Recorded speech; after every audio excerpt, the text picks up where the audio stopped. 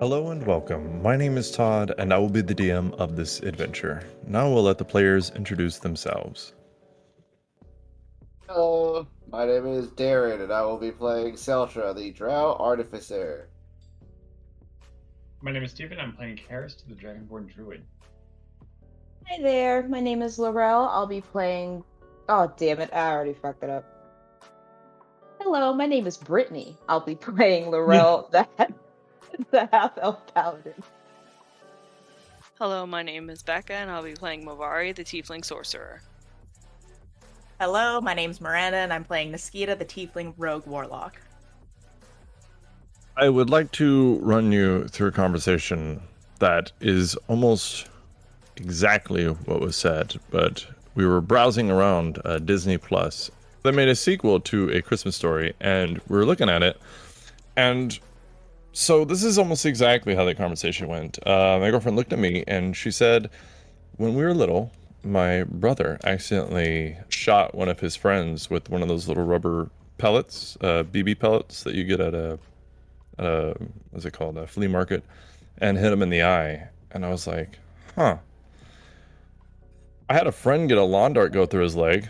Oh, And oh my so, god.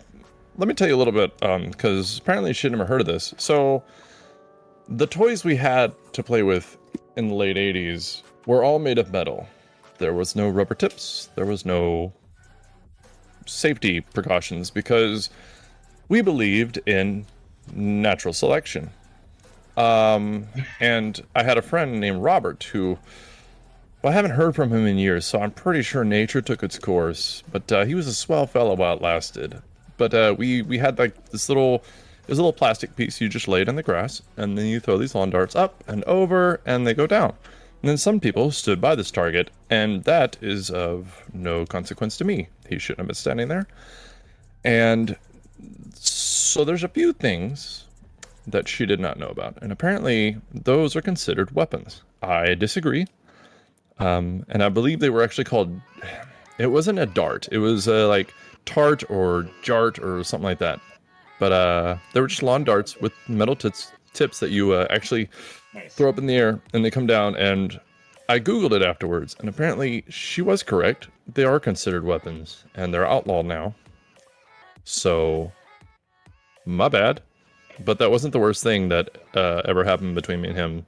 So we were actually not allowed to be friends after another incident, but I won't talk about that. oh. So, did y'all have any fucked up toys like that as kids? Oh, buddy. Yeah. So speaking of weapons, and conversations with your significant other, me and Darren were actually speaking, and I was talking about, does anybody remember the Sky Dancer toys? The ones I like to call them, Yes! yeah, the proto Beyblades. So for anyone listening that doesn't know what a Sky Dancer is, they're these little fairies that's on this little stand, and you have this little ripcord. So you pull it, crank it like a lawnmower, and the Sky Dancers, like, they take off into the air. Now I was a very gentle child who never ever once thought to aim them and use them as weapons Now, to against be my fair, siblings. we had the boy equivalent was the Dragon Rider, and me and my brother did think to aim them at each other's faces and use them as weapons. So we did. And as Todd very correctly said, now I was a '90s kid, so it kind of early '80s kind of bled over into the early '90s. But he is correct. There were no safety precautions, so like it was like hard plastic at first.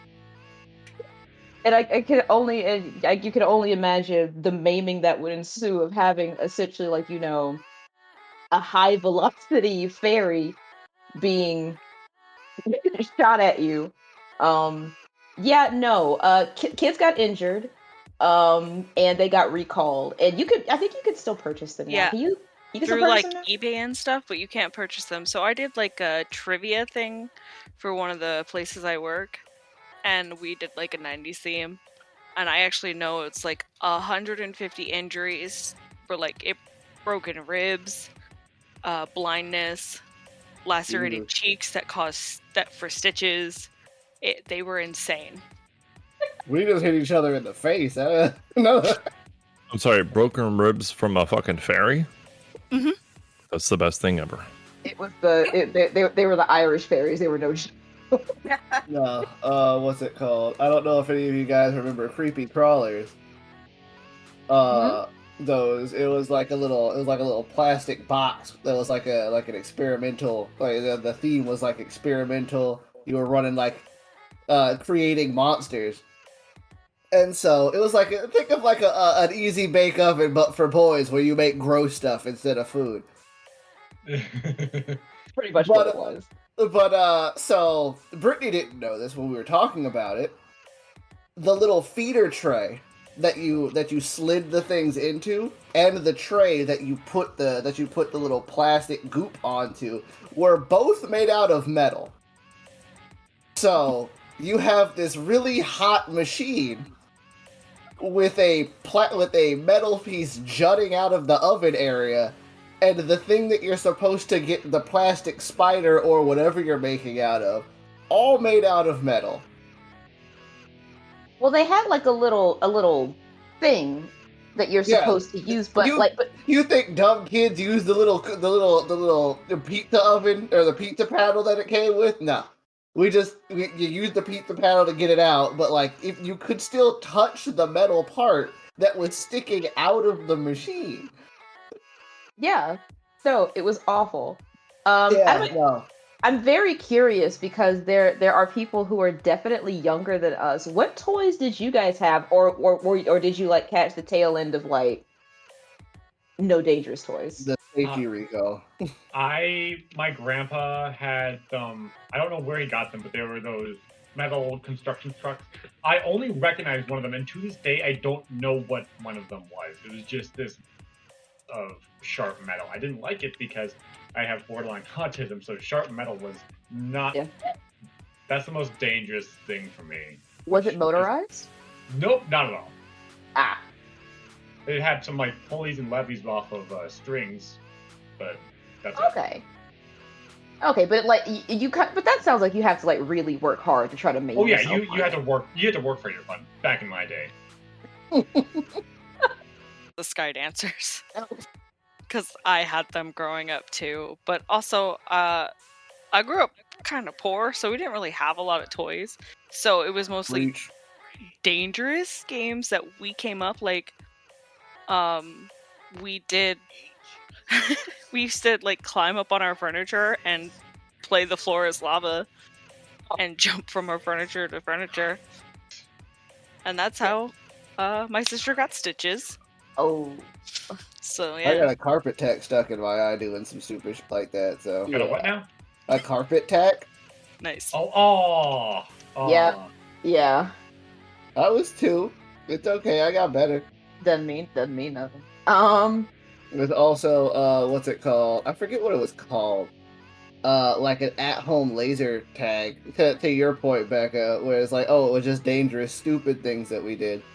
So I forget what it's called. It's not Crossfire. It was something else. Crossfire was a game where it was like air hockey, but you shot metal BBs at a thing in the center of the air hockey table, and those things were not fixed to the machine, so you could shoot the metal BBs at each other. But there was a laser tag game that sucked a little bit because, you know, when kids normally play, when the sun is out, the little infrared sensor doesn't work. So you can't tell that you're actually being shot, or it doesn't register. So you go out, so in order to play the game effectively, you had to play when there was no sun. So you play outside in the dark with this laser tag game. And so where I grew up, in Miami, we had our backyard, sure, but we also played in the street because we're stupid. So imagine a bunch of kids playing laser tag in the middle of the night in the street with cars. It's kind of funny because I thought an alligator was going to come up somewhere in the conversation. Surprisingly, living in Miami, I never want. Okay, that's not true.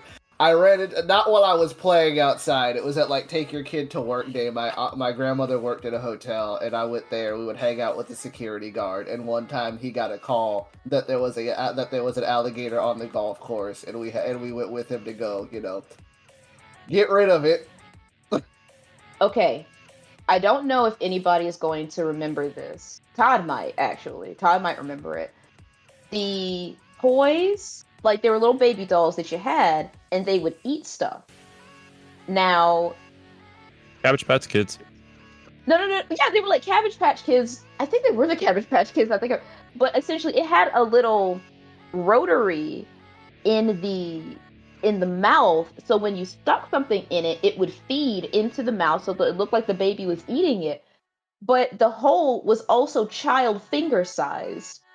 So you can imagine, like, kids stick their fingers into everything. So you could stick your finger in it, and the rotary was like, oh, something's in it. And essentially the baby doll would eat the child's fingers. I don't know if anyone lost a finger. But, Was that the bite of 87? possibly. But Yes. Bringing it home. The place that most people probably will recognize, I'll be honest. I don't know if anybody lost a finger to those things, but to me that just sounded horrific. I was like, what? And I guess this all to maybe conclude the conversation, because there's one more that I want to bring up that doesn't exist anymore.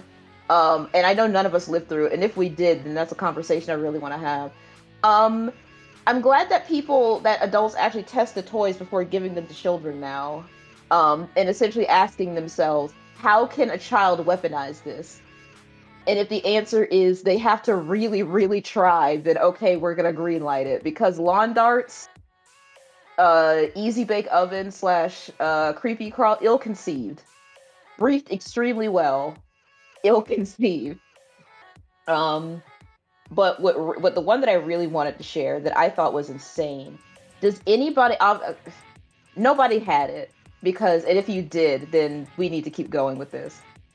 Apparently, there used to be a toy, like a science toy, where there was actual live uranium. Yes, I remember that one.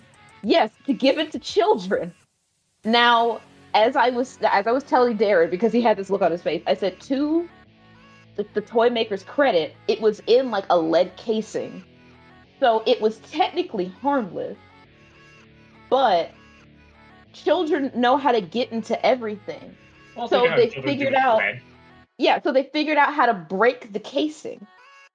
So you can only imagine the fact that now you have a bunch of irradiated children walking around. Please, No. did I think it was one of Nobody. those- wasn't it like watch it glow in the dark? Yeah. So I think something along the lines of that. It was like supposed to like teach kids about radiation, because I think it was like a new thing at the time. And people weren't like completely aware of the dangers of radiation or lead for that matter. So I just thought that was really crazy. I was like, oh no. I'll take the lawn darts. The rib cracking fairies. I didn't know children got cracked ribs over those damn fairies. That's terrifying to think of. Yeah. The fact that we actually lived through the 90s and the 80s is actually pretty impressive. Somebody should have been maimed. I mean, like, statistically speaking, like 1 out of, I don't know, every 3 kids. What did Todd say? Like survival of the fittest or something? Yeah. What? Natural selection, my friend. Natural selection method. Give him the lawn dart and give him a lawn dart. Let's see what happens. I am going to make a creature and give it lawn darts as a weapon. I'm he- I technically have one touch right now. Only if we can use them back. What? I swear that was like an actual game. Is it just called lawn darts? It is a game, yeah. They safetied it and they put like rubber or plastic tips on them. I don't know. I haven't Okay. seen it in All the right. 20 Only years. if we could essentially play a game of chicken with lawn darts. The Guy Fob, that game where you In take real the gun life off or the guy. in the game? Both. From the safety of the game. Oh, I was gonna say Both. Let's go. I'm not ready to do that again. I remember that. There was a lot of blood. No, God. Mm. Killed by a lawn dart. A femoral artery puncture. No, what's really bad is this is the first time I went to his mother talking about him bleeding. Oh. Yeah, the second and the third time was just getting awkward. Oh, okay. That's why my dad was like, "You need new friends." Yeah, I don't know what to tell you, Pa. No, it was great. My dad was like, "He's a bad influence," and I was like, "Yes, him. He's Yep, the that bad. guy. Yep. Terrible." I don't know what to tell you, Dad. Some people. Yeah. Some people. All right. Well, not that I'm a troublemaker, but I'm gonna go start some shit. I'll see y'all in a minute.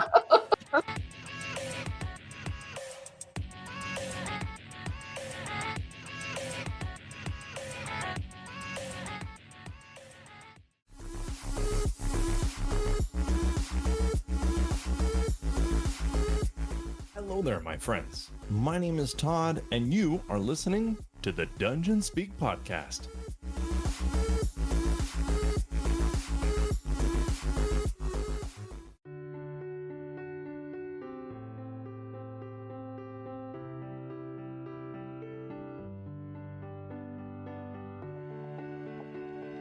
Deep beneath the surface, Phoebe sat on a heated rock with her eyes closed. Through her mind's eye, she kept watch over her family. They had continued traveling downward without her. The heat had risen too high, and she had to watch from a distance. She had to ensure that no more family would be lost. She smiled as Kronos and Hyperion made their way to the depths of the world. Knowing they would be saved, she turned her attention to the surface. Kronos looked at his hands as Hyperion and himself reached their destination. He could feel the tingling and burning sensation on his nerves.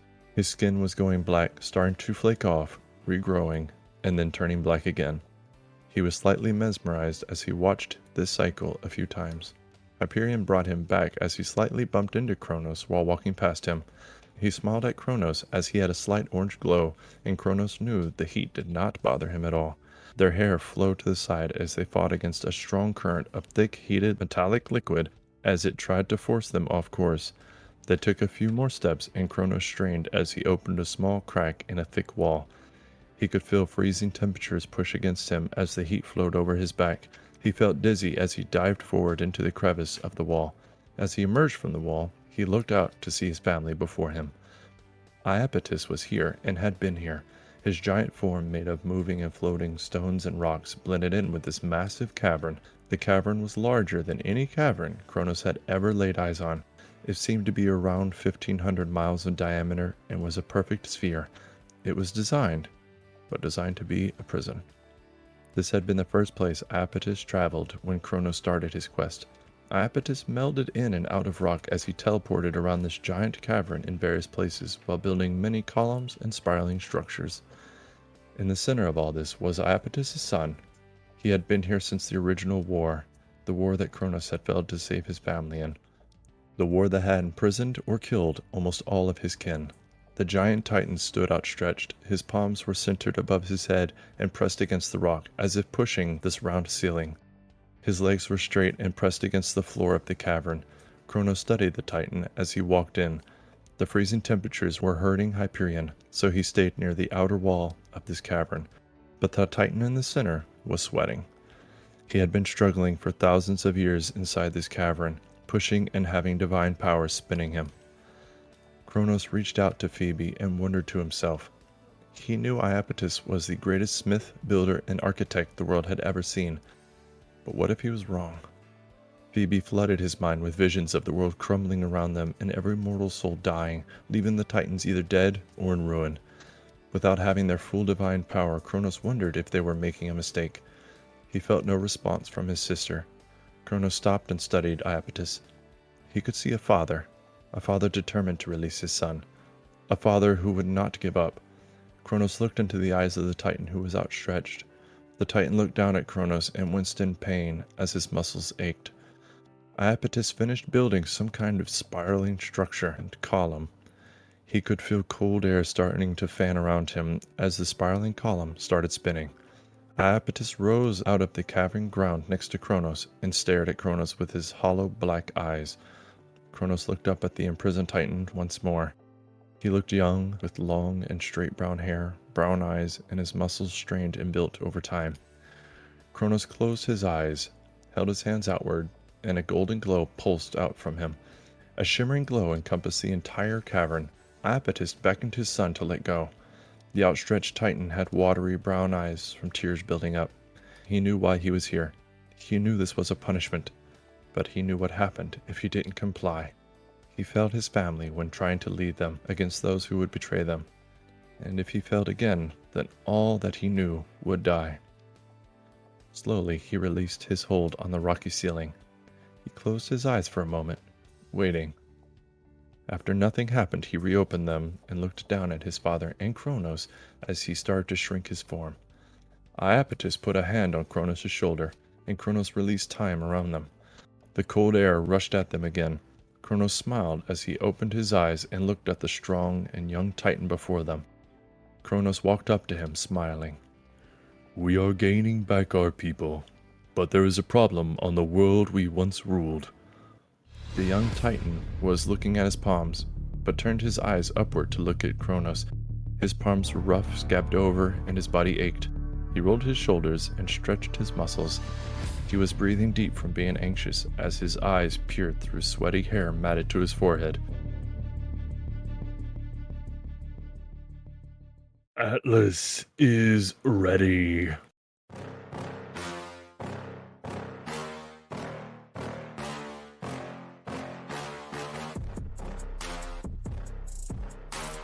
All right, so the last time you guys were running around painting the town red, as they say, but with demon blood, so it's okay. You guys were traveling around a mountain range and had come across the mountain pass town Halamus and had met with some people. Gavin is the guy who introduced you. He was standing by a campfire next to some tents. He was a fur trader. You met Demia, who was a just general trader. She had some shit on her. Winifred was the local innkeeper, but it was more of just a big fucking tent. And she had some sleeping bag in there that were all like fur lined. The theme of this place is cold as shit. So y'all bought some coats while you were there. That's fun. And then y'all met the kind of leader of this town who calls herself Magistrate Katrina. And she had an assistant named Edmund. But they were questionably weird while talking to Naskita and bribing her into giving up information about the party, which she did. She gave up all of you and your descriptions for a potion of health. So when you all die and she lives because of potion of health, just remember, she's a rogue, thief, assassin class. It's gonna happen. She's a cheater. A dirty, dirty cheater. Yeah, she did use the cheat code and talk to the devs. I do But be doing anywho. that.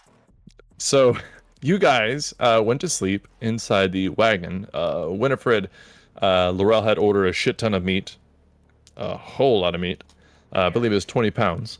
Yeah. And paid that steep price. But she still has a little bit of gold left. Y'all, I think y'all paid a little over 20 gold, so you should have a little bit left. Darren, how much gold do y'all have left collectively? Hold on. 40,000. Oh my god. Jesus. Wait. Okay, so y'all have a little bit left. That is gold and platinum, but it is still a lot. The splurging Jesus. money. Like, is that 30 pounds? Were you saying that about the meat? Yeah, it was 30 pounds. Okay. So it was 30 pounds. Thank you, Becca. Of meat. Yes, 30 pounds of meat. Anywho, so y'all had a little bit of money left. Cost 20 gold. You have 40,000. You can afford a meal or two more. But she offered you free stay in her fancy sleeping bags that were super warm. And Naskita got alcohol because Naskita. And you guys went to sleep inside the cart, which was backed into a tree to make sure that nobody could get in. But you sleep well. Nothing happens. You're all cramped in there. I was gonna sleep in the tent because I thought we didn't want to be cramped. Correct me if I'm wrong. That really Yeah. depends on you and your preferences of sleeping. Like some So- people sleep better when you're near a lot of heat. So Lorel and Naskita were gonna sleep in the tent where Correct. Yeah, but because Karis, Celtra, and Mavari stayed out in the. I didn't want us to be like all crammed in there like a bunch of sardines. And Celtra was gonna stay up weatherproofing the thing. Mhm. Yeah. So you're in a safe place. Y'all get through the night. Nothing happens. But early next morning, Sultra, there is a knock on the cart, and as there's a knock, you can hear LFD trying to alert you. However that happens. Imagine R2D2 screams. No. Oh God. Celtra will open the back of it. All right, out there, you see a older gentleman. You've met him before, Edmund. I lied. He is a younger gentleman named Edmund. He's got the long, thick, braided black hair, and yeah, he's taller than you, like everybody else. But he's out there. It's like And- real life. Yeah, but he just says, "Excuse me, Sotra. Yeah. What's up? The magistrate would like to get to know you." That's a little. I mean, I guess I could. I guess I'm not doing anything right now. So he kind of like jumps out and closes the back door. We have food and breakfast if you wish. Ooh, continental. All right, I'll be there in a Yes. sec.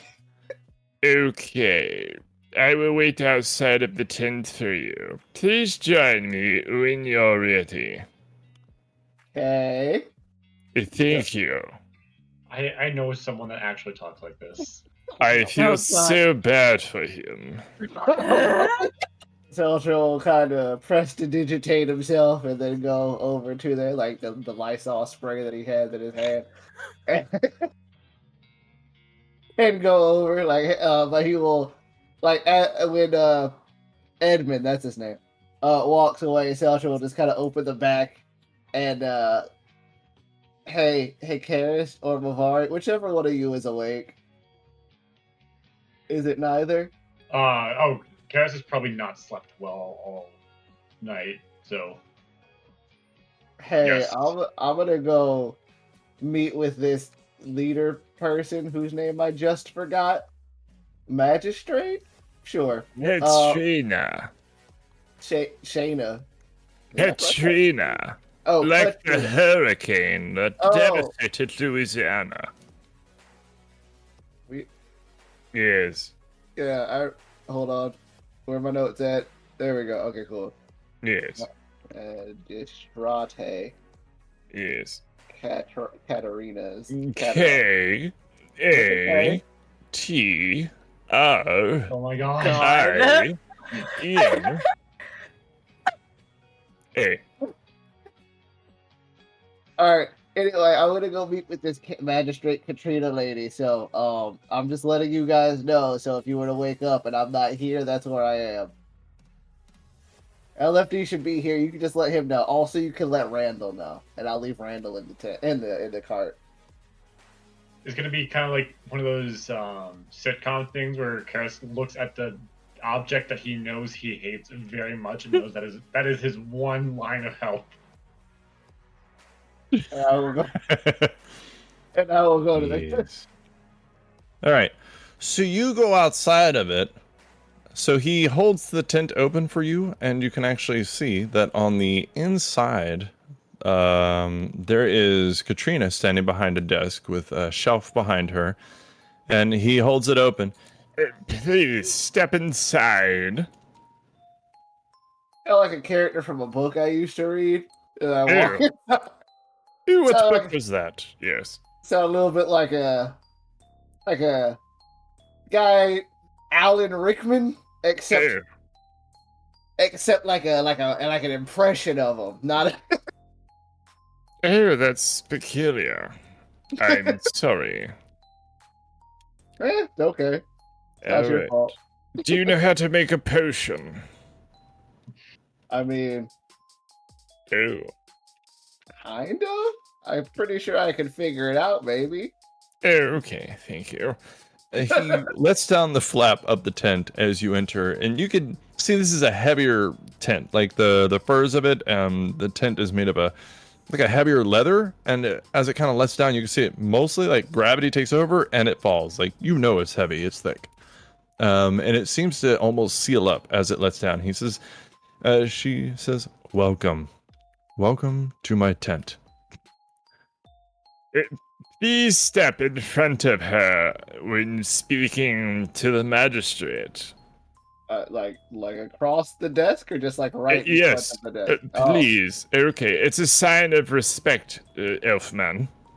I will go to where is the respectable distance and speak.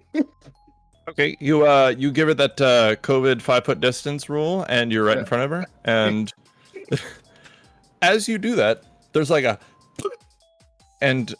green cloud goes up around you, and you kind of like feel a little bit of a tingle in your eyes, and I got COVID.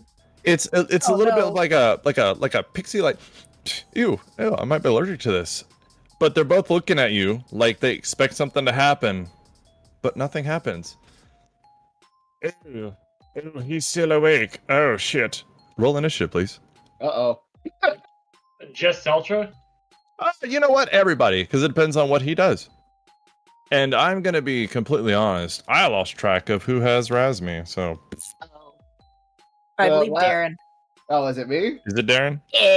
Because last time was yeah, I guess it is me. Because last time it was Miranda. Yeah. Celtra, what did you get for your I got initiative? I got an 18. 18. All right. Lorel. 3. Shocker. I First. 11. 11. Mavari. 10. Weird. I got to leave that alone. Razmi. Gosh, I gotta get a character sheet. I gotta find it. Hold on. Oh, I was about to. Edmund, what did you get? I'll do that one. Don't worry about it. Naskita, what did you get? 22. 12. All right. And her bonus is +3. Yeah, Will you roll a d20 for me? I shall. Okay. 15. A 15, you say? Indubitably. Yeah, right. Got that. Hit sort. And we are done. So we're going to skip Naskita and just focus on Celtra, Edmund, and Katrina until, you do something, which I'm sure you're about to do, but I got to say this. So Celtra, you go before them because they're slow as shit. Oh no, it didn't work. You're still awake. And then you see him grow claws and jump at you, and Katrina tries to jump across the desk, and you see her teeth are dirty fangs. What do you want to do? Huh. Oh, I'm gonna put you back over here, though. Oh, okay. I thought that when she asked, I had to be like right in front of her. Okay, never mind. I will use my bonus action to hopefully push Edmund up against the wall of the tent. It will probably work. Let's find out. All right. What does he need to roll? Strength saving throw. Oh dear. That's an 8. All right, so he is pushed 5 feet away from me, Mama, help. Okay. and then I will run out of the tent. Oh no, wait. Oh dear. He's gone. So that's what? Like what? 5 feet, 10 feet? That is. Whoops, that's the wrong thing. That is 10 feet. All right. I will never make it back to the cart in time, but I will try anyway. You still have your action and movement, so you can get very far. All right, so I will go 20 feet towards the cart, I can't speak through Randall, which does suck because it would really help to yell at Karis that, hey, things went to real quick, but I can't say that. So I will have, I will use, oh shoot, I think I have to drop it as an action. Oh, this is gonna suck. I'm gonna be blind. You can actually yell out if you would like. You have a real voice. You don't have to talk through things. Like, I don't want It's to. true, but I don't want to alert the whole camp that I'm being attacked. What if the rest of the camp is in on it? I don't know. Or What's your as, passive perception? As one of my former DMs 14. said, crying is a free action. 14. I mean, the people next to you, Muriel and Cassius, as you run by, they are a little puzzled looking, but you can't really make too much out of their facial features. Sure. I will. You know what? I'll just go ahead and take my full dashment over to. That's too far. Over towards the cart. Remember this point. You're gonna forget it as soon as you look away to grab the clicky thing. All right, and then as my extra, I have nothing else I can do. I will end my turn. Okay. Right. That sucks. You didn't say anything. So we're gonna skip everybody and go to Edmund. Oh shit! Yeah, I forgot. I'm sorry, but they No, don't you're know something's wrong. So they're like in the cart, like, go fish. Oh shit! I forgot. Yeah. All right. All right, fine. So Edmund comes out of the tent and he kind of looks around at everybody and kind of straightens himself up. That man there stole gold from the magistrate. Beat him up, yes. And then everybody turns to look at you, both all the people in the camp themselves and Muriel and Cassius, which they saw you run by, so they're a little bit like, it's probably true. Oh, and then I guess I'll finish the compliments of his movement. Okay. And you can see the claws are not out anymore. And then Katrina is also going to move out of the tent, and you see she is not coming. Oh, there she goes. And you can see she has a sword out, a small short sword. All right. So after that, we're going to go back to Celtra. Because everybody else is out of sight, so they wouldn't really notice That's anything. fine. Oh, it's back to me? Okay. I will. I'm gonna. Well, first of all, hearing Edmund say I stole gold, I will say, no, I didn't. I don't need your money. I paid you. And then I will try and say that as loud as possible so that the people in the cart can hear. Hey, what'd you say? I said, what's it called? I didn't steal any gold. I have money. We paid you. Nobody has a retarded passive perception, so I will say everybody heard that. Yep. Oh, I thought you meant that as like it is annoying for you to deal with, but that makes sense. I mean, yeah. No. Yeah, no, that's exactly what he meant. No, y'all hear him. Naskita and Lorel are also kind of like, huh? That's weird. Where are you?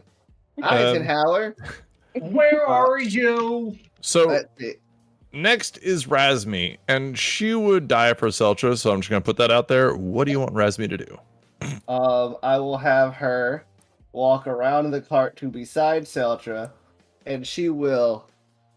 Let's see, how many times can she do this before I say she will prepare it? Because she will lose it if she doesn't actually use it. Okay, twice. I won't have her do that. That's a little dangerous. I will have her prepare Arcane Hand, but not cast it until until a gauntlet is actually thrown. What does that look like? So the yellow marks, because hers are yellow, on her body start to glow, and it's you can see like the magical energy start to build up in her hands, but she doesn't actually like cast the giant hand yet. All right. So all of these presumably normal humans see this happening, and you can see them. They were reaching for hilts, bows, weapons, but they're kind of like, ooh. And they're slowly doing it now. Like, you go first. No, you go first. I don't want to go first. But anyways, so Edmund keeps running up, and he says, "No, he's full of lies. No, he must be dealt with immediately," and he's going to try to grapple you. Oh man, I'm not good at this. Neither is he. Oh, Uh-oh. All right. So I'm gonna roll athletics. You roll either acrobatics or athletics, whichever one that is better for you. Your number to beat is 17. gosh. Oh, come on. 16. Oh, come on. Oh, really? Yeah. He only got a +2, so I'm actually really proud of him. I'm sorry. Wow. I have a +4 to my acrobatics, and I got a 16. Let's see. Oh wait, no. Hold on. An ability check? Is this an ability check? Or is this a skill check? Is that different? Yeah, it's different, isn't it? Yeah. Okay. That's fine then. Never mind. Well, I mean, it could be an ability skill check. You want to use that flash of? Yeah, I was insight or whatever? gonna use my flash of inspiration, but if it doesn't count, that doesn't count. Almost had it that time. If you want to use it, fuck it, go for it. I will try to use my flash of genius, to give myself a +4 for a 20, to say, hey, that's What a not wonderful kind of day. that's not how, he tries to grab his arm and he'll disconnect his arm and then reconnects it before it falls to the ground. Okay. That's awkward. So you see the claws kind of come out, but it looks like he's holding them back, and he's like, "Oh shit, that is awkward. What are you?" And then it is going to be Karis's turn. Karis, you're inside the cart. You hear this happening. It's getting weird. What do you want to do? Let's get weird. I like to look out. Is anyone chasing Celtra or anything like that? This Edmund fella, this young man with black braided hair. Let's see. Do I have? I do. I am going to cast Entangle. All right. Trying not to make myself too visible at the moment, but trying to hold Edmund, where he is, I guess. Is that one target or area? For the 20-foot square. All right, and you just want to make it to where it doesn't hit Celtra, but other than that, you don't care. Basically. All right. And what kind of save is it? Strength save of 14. A strength save. We're gonna do this. Looks like 20 feet. Yeah. How's that? Oh, I have multiple tabs. Yeah, that. Yeah. All right. A strength save of 14. Oh dear. Oh no. That is a 7. Ew, shit. Ew, it's gross. Get it off me. And the ground is also now difficult terrain. Oh, shit. So you poke your head out, you do that. You want to do anything else? No, I'm kind of just going to stay in the back and see what happens. All right. Well, here's what is going to happen. Everybody's going to have advantage on him. So that sucks. But it's also a little bit of a strange situation. Because Darren, you know that if you attack him, it's going to cause a stir. If he attacks you, it's going to cause a stir. Well, this ought to be fun. Next in the initiative order is Mavari. Mavari, you're wherever the fuck you are. You're in the cart. You're in the cart. Yeah. What would you like to do? Goodness. It's You want to Scooby-Doo your head around the corner with Karis? Did Karis get out, or did he like peer out the windows? I just peered out the window. Okay. Good. Damn. All right. Yeah, because I technically don't even need to see, but I feel like I should see where I am aiming for this one. Yeah, I don't want to attack anybody if I don't have to. But I am going to give Celtra a little bit of a boost, just in case. And from the cart, I'm going to cast haste and use my source points to reach him from where I'm at. Oh, no. Haste is 30 feet. Is he 30 feet? I think it's touch, but I don't know with you. It says 30 feet. Oh, does it really? Oh, it does. Yeah, go ahead. Pop Oh, up. I mean, I trust you, and I didn't look it up. Bro, I thought it was a touch spell too. Yeah, I'm gonna cast haste onto Celtra just to give him a little bit of a boost. Now I don't have to use source points. That's so nice. Yeah. I mean, we can leave it there if you want. I'm good with it. All right. So Celtra's hasted. Shit. That is the end of my turn. Oh, all right. Next in the initiative order is Katrina. And she's going to run up. And what does the entangling area look like? I'd like to say this is star themed, but I cannot think of a reasonable explanation for blue plants. So it's just regular. It's like not vines, but like tree trunks kind of native to the area. So because we're kind of in the mountains, so like pine and spruce and stuff like that. Birch juice. Yeah, and birch and aspen and stuff. Just suddenly it's like a wood chipper yard, except everything is connected. Well, all right then. So Katrina is going to try to trudge through it, but blah blah blah. Man, she's gonna throw a short sword at Celtra. Oh God. God. Yeah. Because fuck it. We're gonna do this. Oh no shit. Celtra, what's your AC +2? 20. She rolled a 24. Holy sh! Wow. I was gonna laugh if it was a natural You 20. I know was like, what? damn.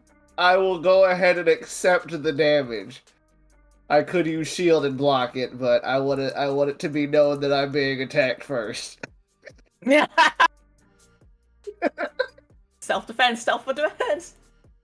I'm going to use the stand your ground doctrine. So when I blow this bitch's brains out. Still unnecessary escalation, but let's continue. I will say, roll a 5 on a d6. So you take 5 plus 3 is 8. Whoops. Basic math. I can do this. You take 8 points of slashing damage as this short sword just pink hits you, just barely missing Edmund, which is the +2. And then she says, "He stole everybody. Kill him."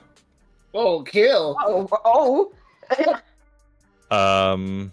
And you can see some of the people kind of like questioningly looking at each other, but that's that. Lorel, you heard that. It's your turn. What are you gonna do? Okay, so I'm in the tent. Just a few questions that I want clarification on, GM, so I know what everything's looking like. So Winifred, Susanna, and I'm saying this right. Durania. Are they still in the tent with me and Naskita? They're in there. Durania is having a breakfast to herself. Susanna is passed out on the floor with bottles surrounding her. And Winifred is standing there. It looks like she's curing meats that you had ordered. And she kind of looked around when she heard it, but all you heard from her was, Eisenhower. Okay, so they're not reacting at all. They're just look confused. Yeah. All right, excellent. Then I guess I'm going to. Okay, I'm going to. After I hear the words "kill them," I just immediately shoot up, grab my weapon, and I just rush outside, looking around frantically. And I look at this. I'm confused. I have no idea what's going on. And I look at Celtra around them, and I'm like, explanation now. They tried to hit me with some green gas. I don't know what that was. It didn't work. They got claws. I ran out. They said I stole money. I didn't steal money. Why would I need to steal money? We have plenty of that. And now... So basically, one of those sentences get out. Okay. They hit me with green gas. I was like, honey, that's not. That was a lot. They hit me with green gas. I ran out of the tank. Okay, excellent. Oh, this is difficult terrain. This is difficult terrain. I am going. You know what? I'm actually going to. I'm going to see what exactly happens. I'm going to hold my action. Where I am right now, sword ready. If anyone tries to attack, then like if anyone, I guess anyone like tries to like physically damage or accost me in any way, then I will swing. But right now, I'm on the defensive because I'm trying to parse out the situation, rub sleep out of my eyes. Mm-hmm. So. All right. And after that, Naskita. Damn it! You know what? It doesn't matter. It's okay. Continue. There was a thing that I could have done, but I said no. It's the end of my turn. No, go ahead. What do you got? Okay, excellent. I want a divine sense because I keep forgetting that that's a thing. Is that an action? Bonus action? It's a Everything that I have is an action. Yeah, it's an action. I held my action though, so. You can say you did this instead if you want. We're right there. It's okay. Okay, all right, fine. I'll use my divine sense and scan the room. All right. Remind all of us, what does divine sense do? As an action, I can detect good and evil. Until the end of my next turn, I can sense anything affected by the Hallow spell, no location of any celestial, fiend, undead within 60 feet that is not behind total cover. All right. So here's the thing. Edmund and Katrina both show up as fiend. Muriel and Cassius do not. And you said within how many feet? 60. So I don't know if these guys over here count. So Destrian, Benedict, Demia, Mary, and Gavin do not. Ah. But you can sense a fiend inside the cart. Oh, okay. Oh, no way. Oh, well, wait a minute. Cars might be in danger. It's best to blow it up. I know, right? Car killed a car on accident. They could just kick her out. It's best to nuke it from orbit. All right. Musically. So, with that information, that is the end of Lorel's turn. Excellent. Fantastic. Let's do it. Naskita. Wakey. No eggs and bakey. That's not what I was going to say, but that sounds better. I wake up, I go, what the frig is going on? And I'm doing like swears in Infernal as I'm walking out, and I look out and I just see the weirdness, and I'm trying to comprehend what's going on, and I look over to Lorel and I'm like, bruh, it's too early in the morning for this shit. What is going on? As I point to... You cut out. Of course I did, because I got excited. I point to Edmund and Katrina and shout, heretic! And I draw my weapons. And I prepare myself, I guess. Yeah, I'm gonna prepare an Eldritch Blast. Oh my god, I can't say it. Oh, go ahead. Oh, no, if I get attacked, then I'm gonna blast the person in the face. I am giving you a crossbow so that you can get sneak attack. You know. I think we determined it can't, or it has to be a melee attack in order to get sneak attack. Sneak attack is ranged or melee. Yeah. Yeah. I thought we looked a long time ago and it didn't work for some odd reason. No, it was given the fact that I think it was like I didn't have anybody near me. No. It was the fact that you kept using ranged spells. It has to be a ranged weapon. Oh, okay. It's the conversations are. That's why I gave you it. That's why I gave you the crossbow. But it's fine. Whatever. Not my turn. Yeah, no, I still would have had to draw the crossbow anyways, but I'm still trying to piece together, logically speaking, what the hell's going on. I'm not gonna just shoot without cause. It's breakfast time, yeah. So, on initiative count 20, as they call lair actions, the citizens Oh. of this town are going to Oh, no. react. Uh-oh. Well. Muriel and Cassius are going to go towards Lorel because she's the bigger threat. No offense. None taken. Literally bigger. One of them hold out ropes and just kind of look at you, Lorel, and they're like, Muriel holds out ropes, and she says, please just come quietly. And she looks afraid. She should, because I'm giving that look like you touched me with those ropes. I'll bite your arm off. Cassius has her hand on a weapon, but has not drawn it. So they are actually both going to hold their actions. Winifred is going to come up behind you, Naskita. She's dropped the meat. She has a butcher's knife in her hand. And she's like, excuse me, young lady. We're fighting bears. Point the way. Oh, skin 'em. Fucking bears. Please don't make me punch the old lady. No, I will. The people by the campfire who have seen most of you up close are like, we don't want to. Mary has her bow out and she notches an arrow, but she does not shoot yet. She's just kind of looking, and they just kind of yell from a safe distance. You should give up. Just stop. Stop what you're doing, please. It's just gonna go real bad. Next, Celtra. So Celtra isn't going to pull out the gosh begali, that's a scimitar. He's gonna use the chain, and he's gonna hit Edmund with it, and hopefully actually successfully hit him. But he's gonna try. By golly. Nope, not with that. Unfortunately, I have advantage. The first one was a natural one, but the second one is a 16 because I have advantage because he's entangled. Oh yes, he's AC. You don't need to know that hits. Alrighty. I am going to use the ability of the chain, and I would like him to make me another strength saving throw. Fuck, dude. Y'all need to quit this strength shit. Oh, natural 20. 22.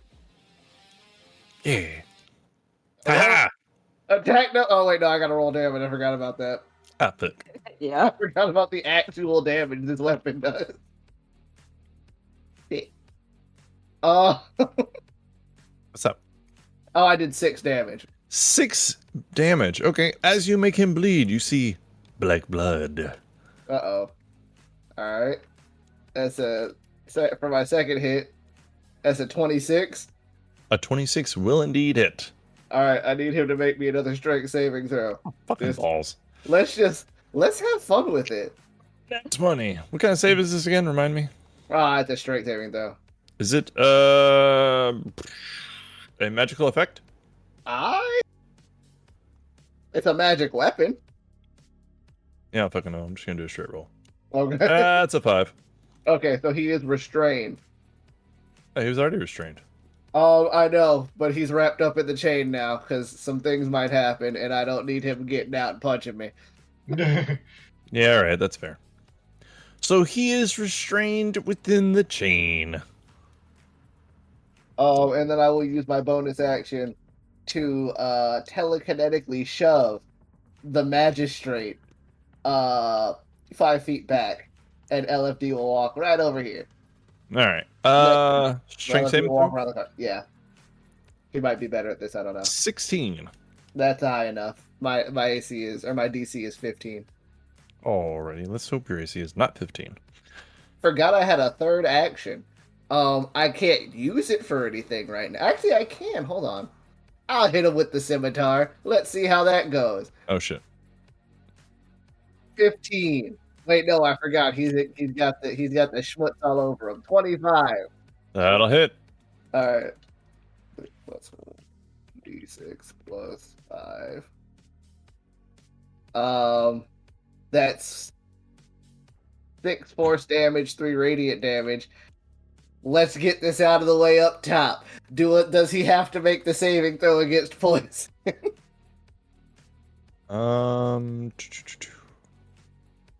No. You hit him, and you see the blackness from the sword kind of hit him, but it doesn't seem to take hold. And Fair he enough. just looks at you like he has no idea what's going on. I'm Okay. sorry. It's kind of like that green gas you hit me with, but I'm used to it, so I don't know what that green gas stuff was. And I shrug. That's the end of my turn.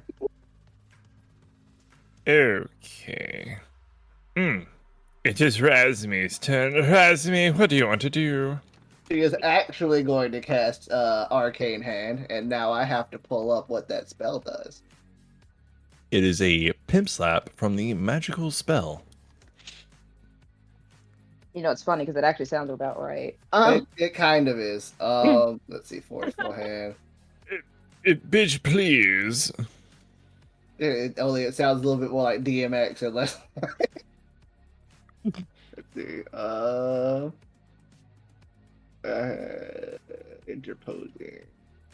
Hand interposing yourself between you and the teacher, the target you choose until the end of the blah blah blah blah blah. You know what? She's gonna have the hand try and grab the magistrate. Grapple. Use the hand strength score, which is 8. To resolve the grapple, if the target is medium or smaller, you have advantage. Is the magistrate medium? Yes. Okie dokie. So I have advantage while the hand is grappling the target. Yeah, I don't need all that. Alright. Grappling attempt. Go. Plus 8. I'm sorry, you said plus 17. 8? Yeah. Jeez, that's not... I'm not gonna win this. Oh! I got a 20! Well, I got a 17, so I lost. I rolled a 2 and a 9, so... I did not absolutely do that. love Todd's enthusiasm. I just assumed she was gonna lose, but I rolled a fucking 17. Oh, hello. Oh, I mean, I'm sorry you didn't win. How sad for you. Bad for you. Well, that's the end of Erasmus' turn. Well then. That was magical. Mystical. I enjoyed it. Alright, so at the end of Razmi's turn, I'm gonna find my initiative tracker. There it is! Edmund is fucking restrained by a chain, restrained by some roots. He's beside a magical hand. This is getting weird. Tuesday night. He's looking at the robot and everything. Gonna do Jeeves.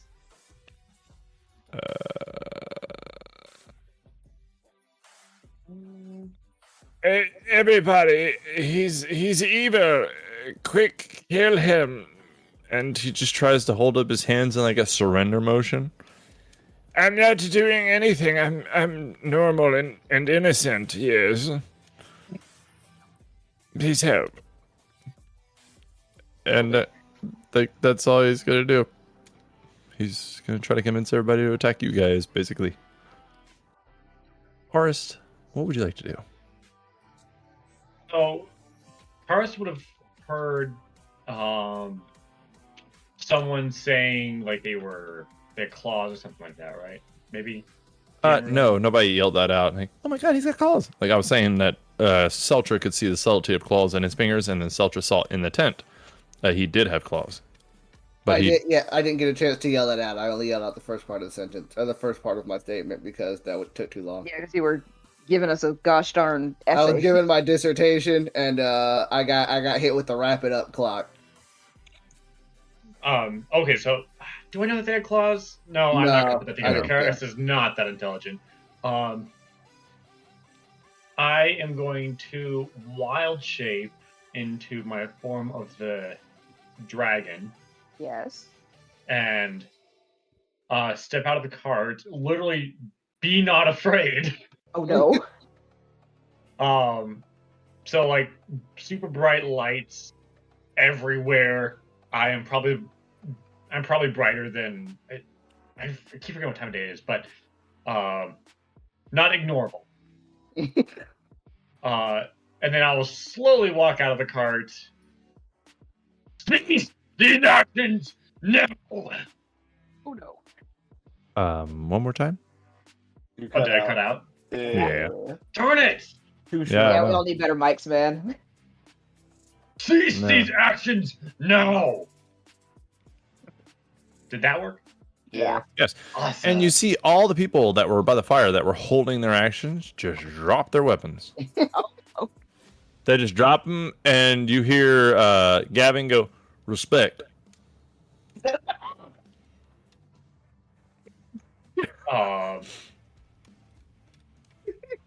And well, that's my action. I can't do much else. So I will walk out of the cart and kind of just make myself pronounced right. Kind of like offset from combat, but still close to the area. And All right. I believe that's all I can do. I mean, that's kind of a lot, because these are normal fucking people. Good. And they did not even know you were in there, so Yeah, that's why I wanted to do the intimidation. I'm going to sum it up by going, ah! Respect. Mavari, it's your turn. How you going to follow that up? Do you want to come out just stomping really hard and going, rawr? No. I'm actually gonna stay in the cart. Yeah. And haste is concentration, so I really can't do anything else. Don't you have a pew pew spell? I do, but we're trying to get them on our side, and firing the cart itself, firing a bolt is kind of weird. And there's a lot of people in my way. Everything about this is weird. True. I'll go ahead and tell you right now. So to hit Edmund, +4 to his AC. To hit Katrina, +2 to their AC. And if you roll a 1, you're hitting Celtra, Razmi, or Karis. I think it's worth it.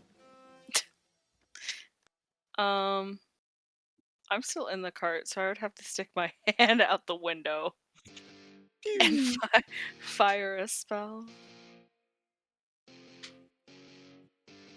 Celtra's taken some damage, right? A little. I'll be alright. Okay. I think it was like 8. Yeah, I took 8. I'm actually, let's see. Bitch the sword. I'm gonna fire a ray of frost at what's her name behind Edmund. Katrina. Yeah. All right. Just remember the devastating event that happened to Louisiana. You'll never forget. 16. A 16 to hit. Yeah. That hits. Okay. 2d8. Boop. Double 1 today. Oh, okay. 8 damage. Alrighty. As it hits her skin, you see it kind of take a weird color, and you feel like not all of that went through. Okay. The spell does say that her speed is reduced by 10 until the end of my next turn. Oh, son of a bitch. Oh, I mean, yes, good call. Good job. Good answer. Good. Good answer. Good answer. Alright, that's the end of my turn. I'm so proud of you. Thank you. Anyway. No, I'm just kidding. All right, that was a good turn. Because she's fucked, because she's also in difficult terrain, so now she only has effectively 20 feet in difficult terrain. And it's her turn. That blows. She's going to back away. And she can only get here. She's going to back away kind of into Lorel almost. And Celtra, you hear her whisper. Well, you know what? Let me make a stealth check. I don't want to give this to her for free. Oh. Or would that be a perception check on self? Oh, yeah, self checking. It's passive perception because, you know, nobody's like, are they whispering? Yeah. All right. That makes sense. So, Celtra, you're the only one to hear her. She's like, fight until you die. and she starts backing away, and she almost backs into you, Lorel, as it looks like she is starting to flee. And you know, Muriel and Cassius are behind you, timidly ready to attack, but not doing anything yet. And on that note, Lorel, it is your turn. Oh wait, she's not using her action, so she can double move. She's gonna go 5, 10, 15, 20, 25, 30. Oh wait, no, I have to start over. Okay, 5, 10. And then Lorel, do you want to attack? Yes, please. All right. Okay. Okay. First This is roll about of the to be day. a chain of reactions. Go ahead. First of the day didn't start off great. First roll of the day didn't start off great. We can save it though. So unless you okay. kill her, she's gonna get here. Whoops. I don't know. Oh, you have Sentinel, huh? Yes, I do. Ooh, I forgot about that. It's a 13. Ooh, unfortunately, the 13 doesn't hit, and she keeps going. All right. Yeah, it's okay. It's all right. But also, Muriel is going to try to grapple you, because she was waiting. She wasn't going to do anything unless you did something. You did something. Now she's going to try to basically rope you like a cattle. Okay. Like a cattle. Yes. This sucks. She's like, if you would go ahead and make an athletics or acrobatics, or don't bother. That's a total of an 8. Oh. No, go ahead. You might roll a 1. I don't know what your athletics I'll is. roll. I'll roll in athletics. What is your I'm athletics? Just out of curiosity. I'm gonna be bad if I actually do roll like a natural. Oh my god! Oh my god! What happened? Wow. I rolled a natural. She rolled a nat Make one. it a 7. Oh my god. It's not Lorel's. So here's how I picture this. Correct me if I'm wrong. You go to swing as Muriel's holding up this rope, and you miss, and somehow your arms actually fall into the rope, so Lorel or Muriel just has to bring her hands together and has tied your hands with this rope that she's hanging on to, and you can see beads of sweat coming down her, and she's like, "Oh my god, that worked." We give her this look like I'm confused at first. I'm like, what the? You're both just shocked look at each other. I know we're both done. Like, huh? Well, would you look at that? And Cassius is going to try to hit you, Okay. but non-lethal. Well, there's not really a non-lethal. So she's Okay. going to try to hit you with the butt of her weapon, like the Okay. hilt of it, Mhm. instead of the blade. Okay. And she's not a leveled adventurer, so this will not go well. Oh my god, it was on a natural 20 and then rolled over to an 8. All right. Okay, I was about to go, wow, it really is not my day. I was about to be like, well, this is interesting. Okay, so that's a 12 to hit. No. All right. So you kind of see like the butt of her sword coming at you, but it doesn't hit. You just kind of move your head out of the way. It's like a little rinketing rusted sword, nothing fancy.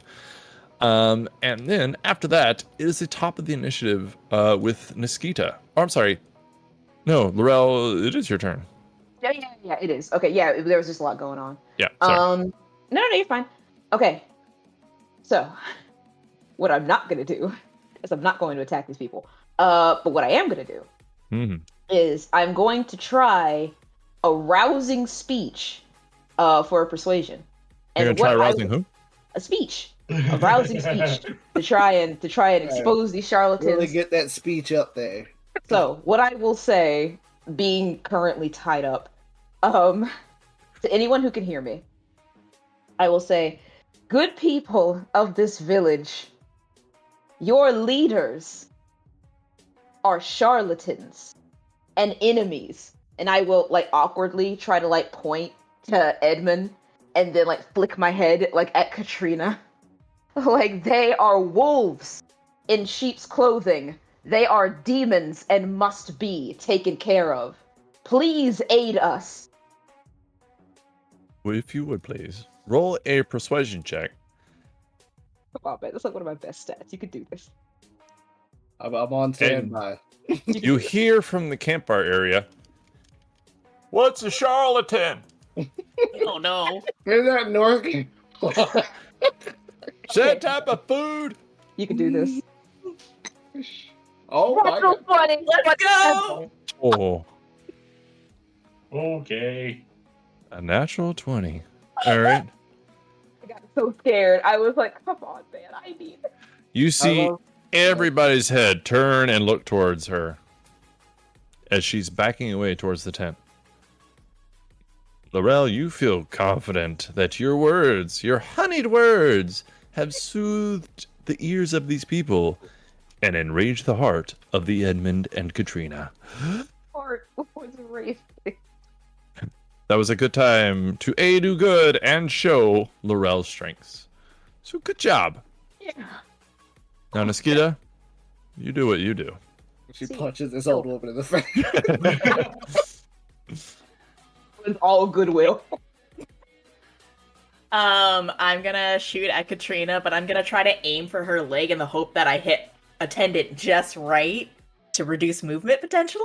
Question mark? You hear Winifred behind you. Oh, get that bitch. No. Up a little. Get her in the thigh. That's where the good meat is. Oh god. And she's Oh, helping God. you, giving you assistance. Earned advantage. Sorry. Oh, We're gonna butcher this And woman? do we want this advantage? I don't know how I feel about this anymore. okay. So I 20. All right. So you hit her. Oh, perfect. 1d8 plus 4. Oh my god, dog. Stop. 9 piercing. 9 points of piercing damage. Is this a magical crossbow? It is not. I do not have enough enchantments to make it magical. No, and Alright. then sneak attack. 11. Well, good for you. I wanted to give Naskita that sneak attack. Next in the initiative is citizens. So on initiative count 20, layer action. All these people, Muriel just lets go of the rope and it falls. And she just nods her head at you as she tries. Well, because Lorel said demons, they're not going to run up because, like, demons. But they are going to try to assist from a safe distance. You know what? Where's Mary? She's got a bow. Mary's going to grab her bow, take one step forward, and shoot at Edmund. Because, fuck him. We're going to do this, and then we're going to roll. Really? Alright. So, unfortunately, 11 doesn't hit. So, Celtra, you just see, like, this, like, makeshift arrow, just kind of whiz by Edmund. But other than that, nobody's going to really do anything because they're afraid of demons. But Muriel will draw a dagger and kind of, like, hesitantly look like she's going to head towards Katrina, but that's about it. Everybody's kind of keeping a safe distance and letting the adventurers handle the situation. Celtra, you're an adventurer. What do you want to do?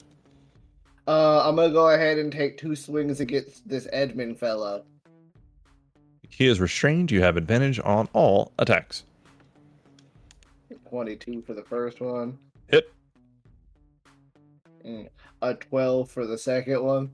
Alright, so that's 8 force damage, 5 radiant damage, and then for my hasted action, I am going to draw my wand of the web, and I'm gonna take a long gander at Miss Katrina and try and web her up against this tent.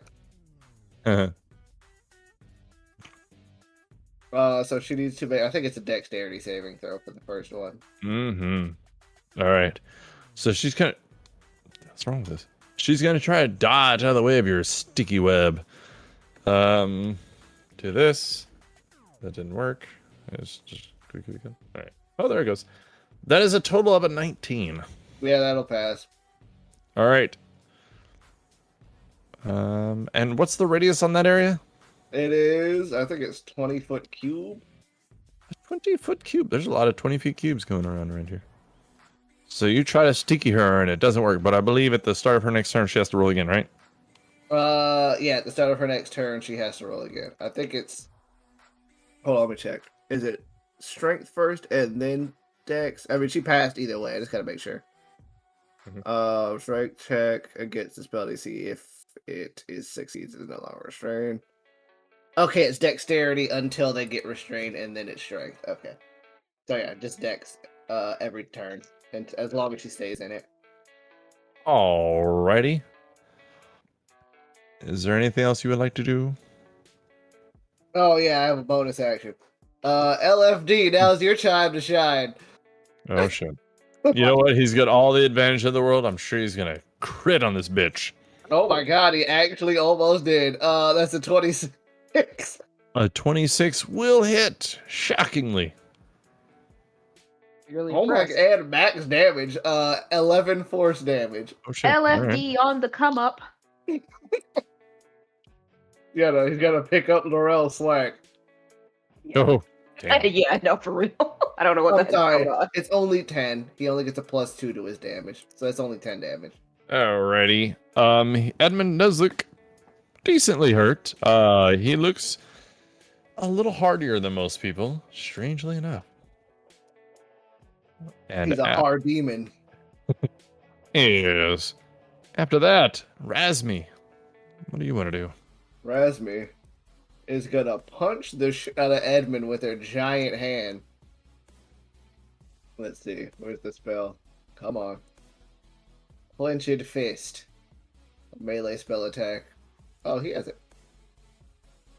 Oh, darn. Come on. You got this. No, she doesn't. That is a 12 to hit. Unfortunately, 12 will not hit. But using that hand as a bonus action. So she is going to step off to the side over here, so she had to. She'll use Celtra's shoulder as like a little prop, and then blast firebolt at old boy's face. This might not hurt him. I forgot he's a demon, but who knows? Does a 23 hit? A 23 does hit. 2 defend, Darren. 2d10 damage. Who defend? Gotta hurt real bad. I was gonna say something mean, so I'll stop. 7 damage. 7 points of damage. And as you assumed, you see not all of it seems to get through. Bad math, but I don't give a shit. It's all by 1. All right. Well, I did 4 instead of 3, but that'd be all right. He ain't gonna live very long. All right. So after Razmi is Edmund. Celtra, you heard what she said. He is going to restrained, damaged, hurt. He's going to try to hit you. And he has disadvantage on all attack rolls. So this should be super fun. All right. For the first time ever, he's going to lean forward. And this weird looking human, you're going to see fangs kind of start to show as he tries to bite you. He's a vampire. That is a total of a 13 to hit. No thank yous. All right. And you see he's not really trying to hide it this time as you see a claw come up and Razmi and LFD. You can hear LFD go, woo. I tried for a R2D2 right there. I don't think I nailed it. All right. That is a total of it. You're short like 2 octaves. That's I best think I can do. I'm sorry. Thanks. Fuck you, Steven. Almost called you Karis. You have a real name. That's a total of a 10 to hit with the claw. 10 to hit with the claw? Yes. That'll hit. All right. So that is the end of Edmund's turn. Karis, you're out there. You're showing up. What do you want to do? So at this point, Karas knows there's some shapeshifty tactics. So he is going to, where's my window? He's going to say, You gonna sunbeam? I'm going to sunbeam, yes. And Praise I'm the going- sun, y'all. Yeah, praise the sun on Edmund. I'm only going to do it at 2nd level because that's the lowest level the spell can go. Right? Yeah. So now Edmund needs to... Where'd he go? Makes a Constitution saving throw of 14. A Constitution saving throw. Oop. That is an 18. Oh. But the damage isn't what matters here. Karis knows what matters. If he fails, does the effect still happen? Or, I mean, if he passes, does the effect still happen? No. No. Shape changer makes a shape changer makes a saving throw with disadvantage. Oh. Oh. Okay, so do you mind if I completely re-roll because he actually had advantage, and I don't want to figure out which one was the original roll? Yeah, sure. All right, so I'm gonna speak English. I'm just gonna redo the roll and just do one straight Constitution saving throw. You want to know what his bonus is to this? 75. Like 5 or something. It's a +1. Oh. Oh, okay. But, well, he has advantage. That's what makes it better. And what did you say the DC was? 14. He rolled a 14 Ah, okay. with a total of a 15. So that is just half damage. But the question still remains. Blah, blah. If it fails on each of your turns, you can use an action to move the beam. Okay, so next turn that he has will have to be. All right. He'll have to do a straight roll at this point. Yeah, just straight roll. So I will say, as you do this, you can see it kind of. He's resisting the burn of it, but you see his skin changing slightly as he just looks and shoot you a glare. He shoot you a glare? He shoots you a glare. He shoots you a glower. He's like, rawr. Stop it.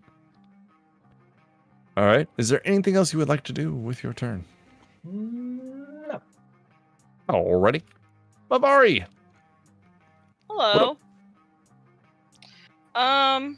Can I see Katrina where she's run off to from the cart? I'm gonna be honest, I forgot where the windows are on that thing. It's on the sides. Like So- here? Yeah. Then sure, I guess. The back is closed. The sides have like little windows. Okay, because I can still hit her with this spell. Yeah. I'm going to cast Guiding Bolt at 2nd level at her. Uh-oh. Ah, shit. Please don't fail me. After 20. Oh. That's a 12. Unfortunately, a 12 will not hit. And for once, the guiding bolt doesn't ruin everything. It's the same spell you used to blow a hole through a creature recently. Well, True. semi-recently. True. Yeah, when you were like, yeah, we're going to capture him and question him. And then Mavari was like, or... Boom. And then she hit him with the Street Fighter Hadouken. I cannot help what the dice have decided. It's all in their hands. It's their deciding if things come alive. Jesus. Yeah. It will be decided as it should be. In Mortal Kombat. Bam, bam, bam, bam. Yeah. Oh, who's next? What are we doing? Is there anything else you would like to do with your turn, Mavari? Who's next? What are we doing? No, I feel like if I come out the cart, it's a little different. Karis came out the cart looking like a god, and I still look like a monster. So I'm gonna stay in the cart. You should come up behind him like, here's your tea, sir. Alright. So this is the turn that's going to decide a lot of things. Ooh. Now, first of all, Katrina has to roll a dexterity saving throw. Right? Correct. Alright. This is a magical effect and her best save, so she has advantage. That's a 23. Okay, well. So she is going to go inside the tent. And what happens beyond that, you don't know. Burn it to the ground. Oh, wait, you can still see her. God damn it. Aha! Wait, did I just turn the tent invisible? Yeah.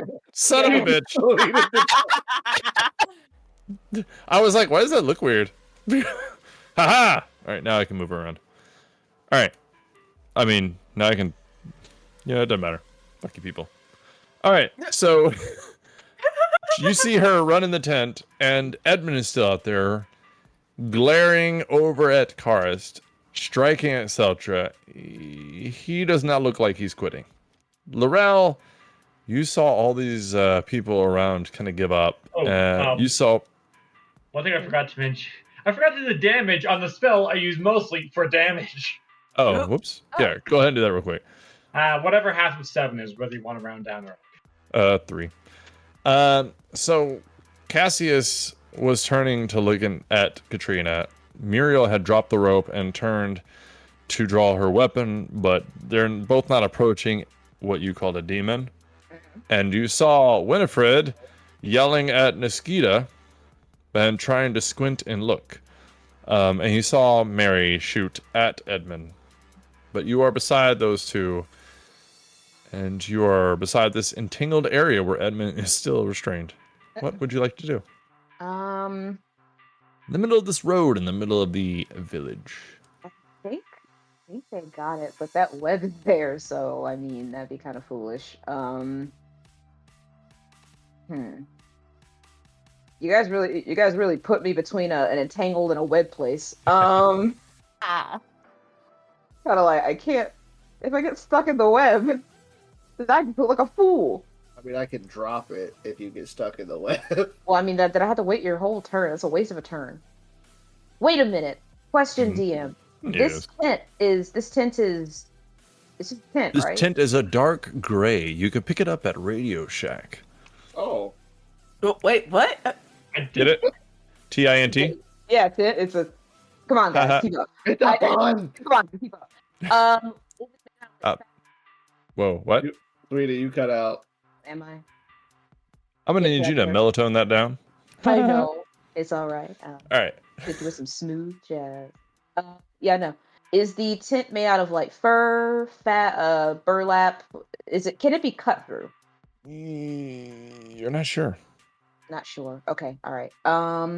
You haven't really been that close to it. The closest you've been is where you are now, which is about 20 feet away. That's So you extreme- haven't really felt the material of it. That's extremely fair. Okay. It looks like leather. I'm going to. I Lie. don't get caught in the web. I'm gonna come up to the side of the tent, and then I'm going to try and cut it so I can peek through to see what's going on in there. Because I think they gotta. I mean, you could roll to hit, but you're gonna hit. So just roll some damage because you have a magical weapon. Gotcha. Do.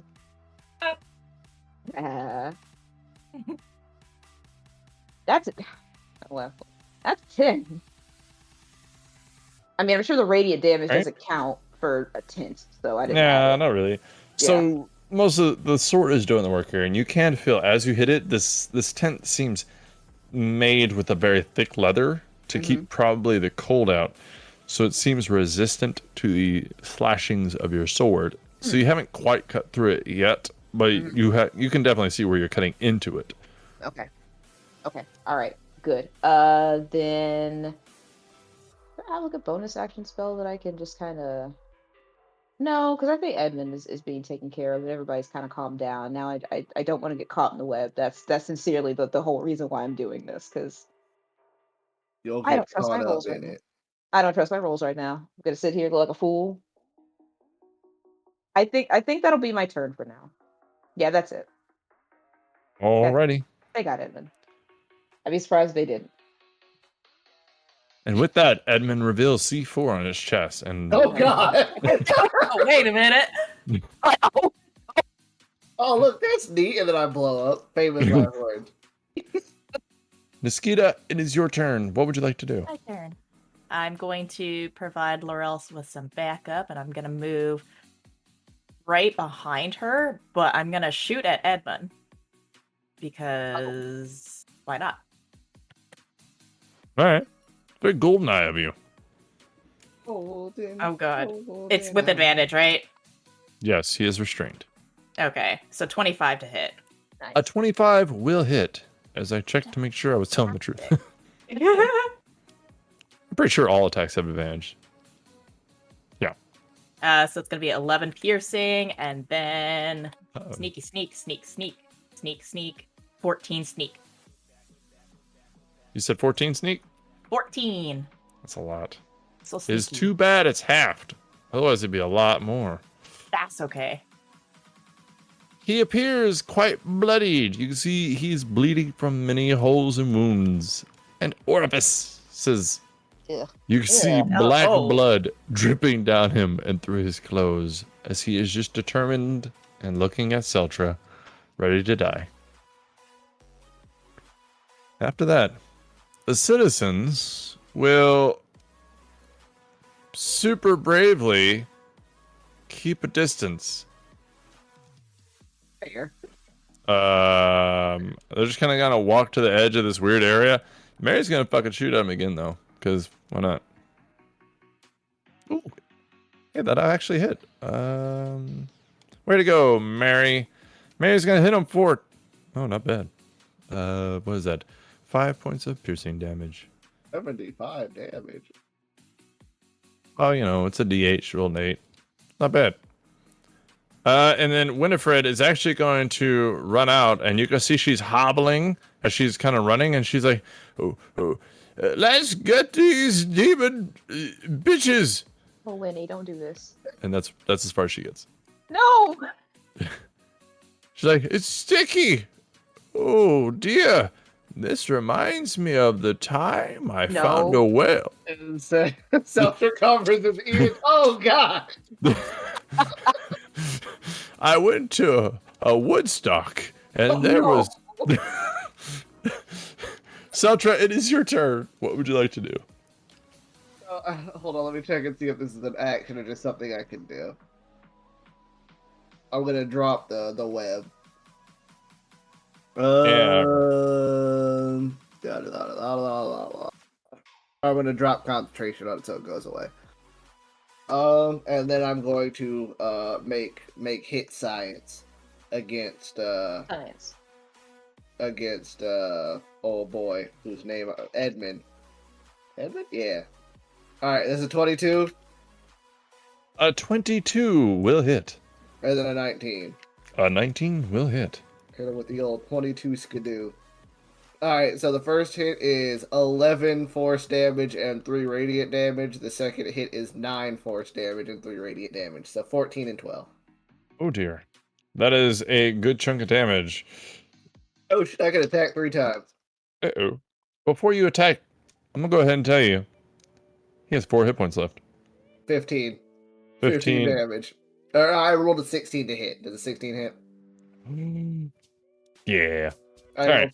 rolled 15 damage. 15 damage. So you slash into him with this scimitar, and your just blade has black goo all over it as you pull it out of his body, and his eyes just roll into the back of his head with his lids closing, and he falls to the ground. Felcher will lean in and say, "Okay, boomer," as he dies. And then, and then I will use, I will have LFD. Oh, this is difficult terrain. 10, 20, 30, 40. Okay, so he could actually make it to the other end. The But that's entanglement about- would be gone. Oh, he dropped. No, it wouldn't. The way that entangle works, it's not. It breaks up the ground. So the reason it's difficult terrain is because the ground is broken now. I don't have any support on that one. I thought it was concentration. It is, but the holding part. Hold on. You know what? I'll let Todd decide this. I don't know. It says when the spell ends, the conjured plants wilt away. So that can mean anything to me personally. Okay. Is it still difficult terrain or no or nah? I'm sorry, I stopped paying attention. That's No, all and good. Entangle went away when you cast Moonbeam. Okay, yeah, no, because I Yeah. know that there is a spell that when you do it, the difficult terrain stays, even though the effect of the spell is gone. I think I'm gonna be plant growth. Yeah, I think that is plant growth, which is a Okay. good spell. I know Morgan used used it- to have it. I'm hesitant to use plant growth because the first time I used it, I didn't get a long rest for fun. And that was my only 3rd level spell slot. Big figure. Alright, and then I will move closer to the tent with Naskita.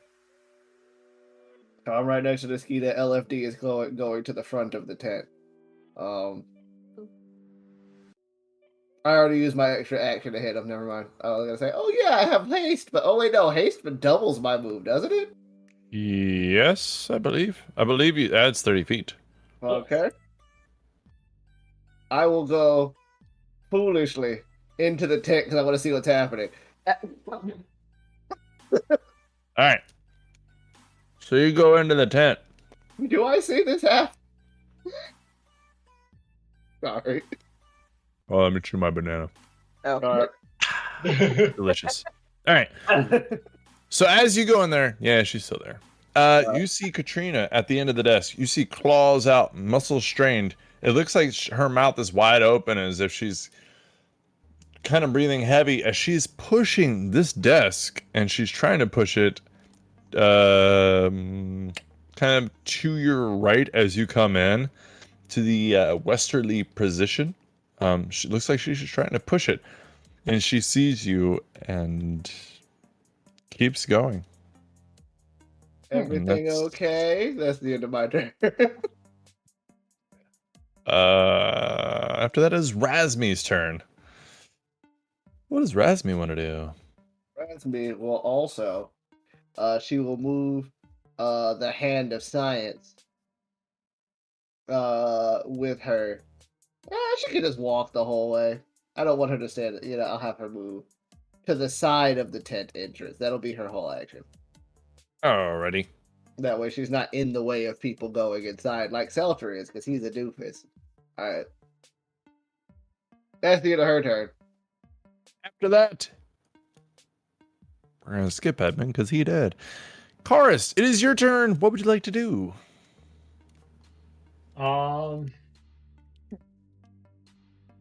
First will run.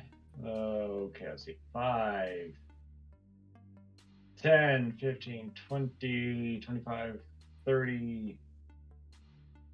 That's the extent of what he can do. Moonbeam will. Where can I move Moonbeam? Arcing move it. Is it 60 feet? If it's 60 feet, I'll. I need to use my action to move it. Oh, You can't actually reach her with it. I can. Yeah, I can reach it with it. 60 feet. So I will move Moonbeam to where she is. By the way, is Edmund still in his human form? Oh, we never got around to his turn, I don't think. Did we? Yeah, you passed the turn. Wait, no. His turn while he was still alive? No, he died. I'm gonna assume he automatically fails to save. So when you turn to move Moonbeam, you can see he is actually taking the shape of a creature that is familiar to you. I'll find its token and put it out there. Turns out it's really far down. Where the fuck did you go? Hey, bloop. So as you move Moonbeam, he kind of takes the shape of the creature with the thin skin that you can see the muscles of, and like the not much of a bone structure really. You saw him before with the Oracle, where he had that weird skin piece. You saw them and this type of creature in the pile of corpses.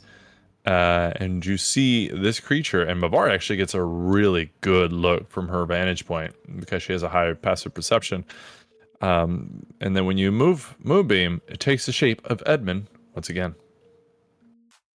Interesting. Okay. Well, Moonbeam is going to Katrina, and if she could please make a Constitution saving throw. 18. 6 radiant damage. 6. Shit. Is there anything else you would like to do? No. Okie dokie. So at the end of your turn, Mavari, you saw this happen.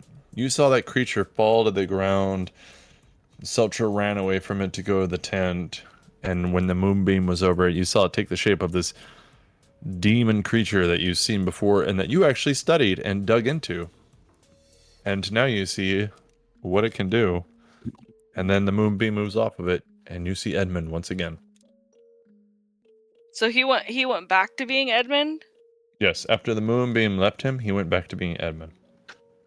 Oh, that is so fascinating. I don't think they're gonna let her cut open that body. Don't ask. You don't know. They're about to go in a tent. Just wait for them to go in and be like, do do do do do. Woohoo! There's all those people out there. If I walk out, she's so scared that she's gonna get attacked. Oh, I you to death. I can't take a hit. So I'm gonna stay in the car and I'm just gonna hope for the best. Celtra's still hasted from a distance.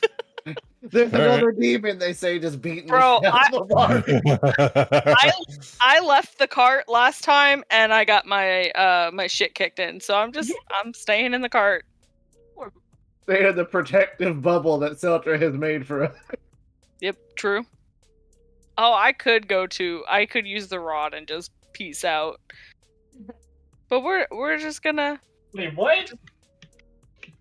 what? It is charged. It just disappeared. All right, so Mavari hangs out. Let's see, who is that? Katrina. All right, so Celtra, you see her do these strength rolls. So in the midst of combat, you see her pushing this desk to the side. And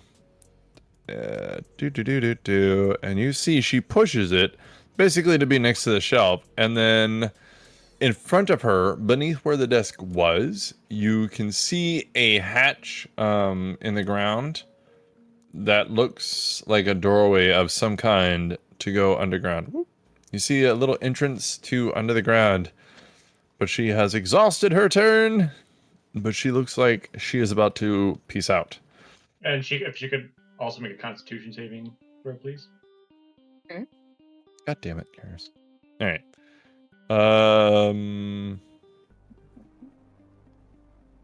That is an 11. Okay, so she now loses the shapeshift. And also... Bloop. Now 9 points of radiant damage. 9 points of radiant damage as you see this creature, this one that has taken the form of this human woman. You can see every muscle beneath its thin skin moving as it looks at you and prepares to jump down there. And Celtra, it's ugly as fuck. There's no way to sugarcoat this. It's pretty gross. Oh no, it's ugly as sin. Lorel, what do you want to do? Okay, let's see. Okay, the web's gone. I got a lot of people in front of me. Okay, can I push Celtra? Is that a thing? Is he just in the doorway? I mean, you could push him, yeah. Okay, all right. Down the hole. Fuck. Hold on, let me measure. My leg breaks again. I know, right? Odd.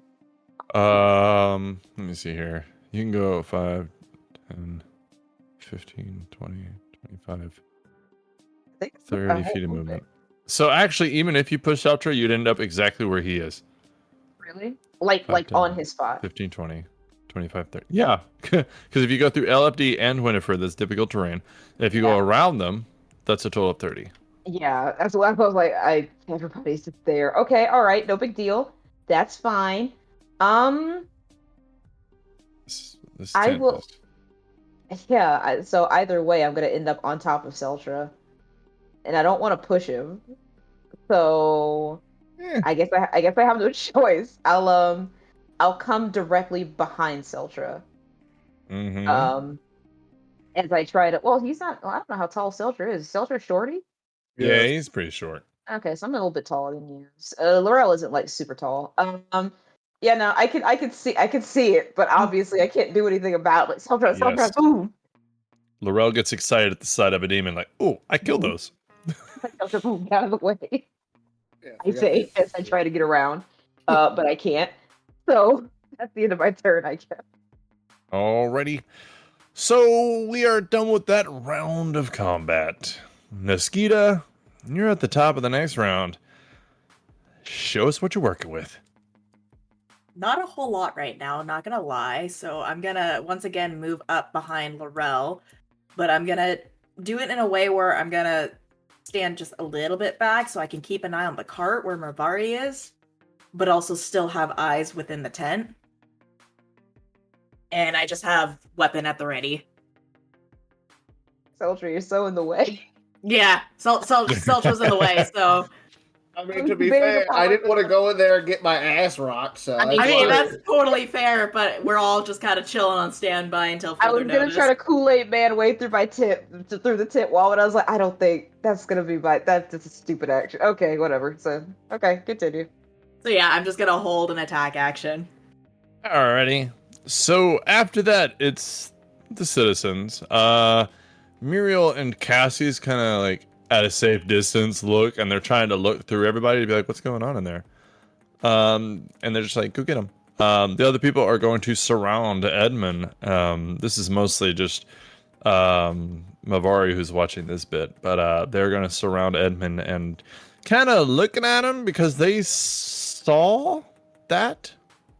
They're pretty sure they saw that. They're not 100% sure. That was pretty weird. Yo, that was wild.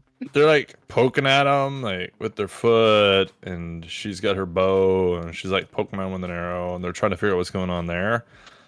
But after that, it is Celtra's turn. Celtra, everybody's like, move! Celtra, get out of the way! What do you want to do? Rude.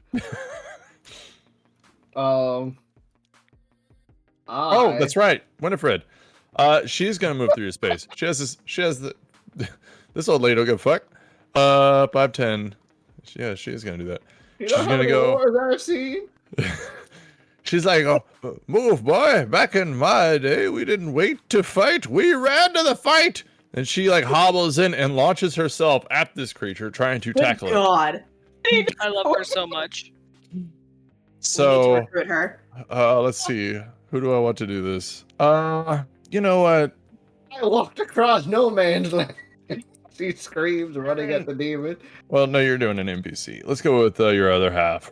Brittany, you rolled decently well. Can you roll a d20 and add 2? Please. This is going to be her athletics check versus this creature's. Oh, no, that's a total of a 20. Okay. Oh, I rolled a 14. Okay. So she dives at this thing, kind of like bounces off of it and falls aside, and she's like, fuck, you wait, bitch. And Oh. she starts getting back up. Throwing some inflammatory language out there. I was actually going to laugh if that worked. Really hard. All right. I'm sorry. Celtra, now it's your turn.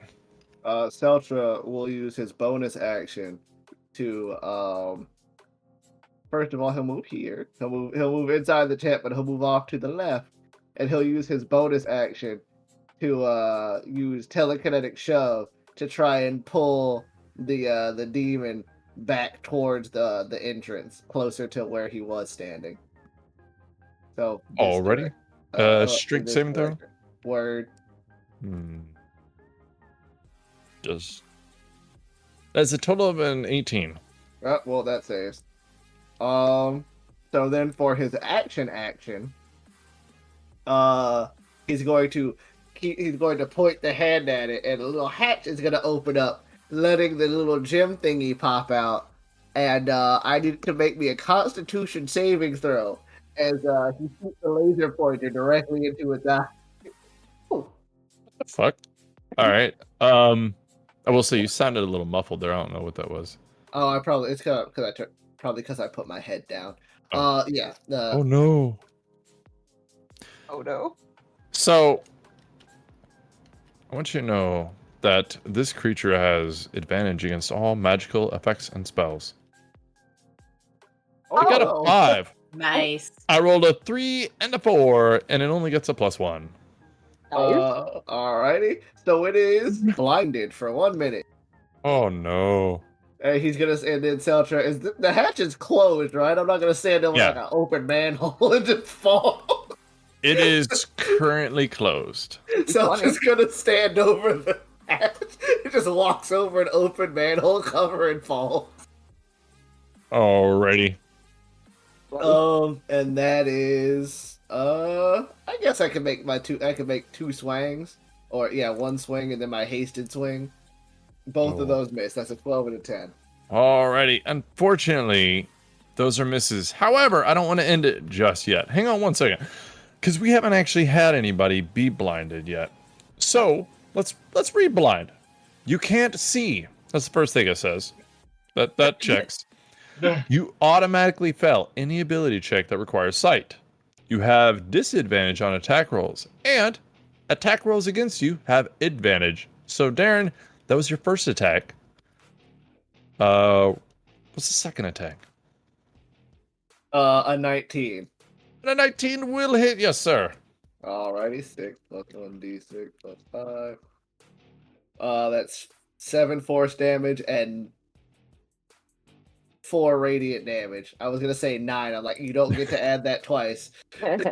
Alrighty, she does look quite wounded. You can see black blood starting to come out of, I'm gonna use the word, its skin. It is no longer has that long, lush brown hair. Is there anything else you would like to do with your turn? I think that's literally everything I can do, so I'm done. That was a lot. Yeah. Let's see here. Also, it was my bad. She had short, curled auburn hair.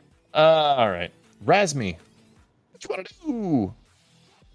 What's it called? I think Razmi is going to kind of like peek her head inside, and then have the hand go in there and grab it. Grab El Demonio. Like try to grapple? Yeah, like a grab it like an ice cream cone. All right.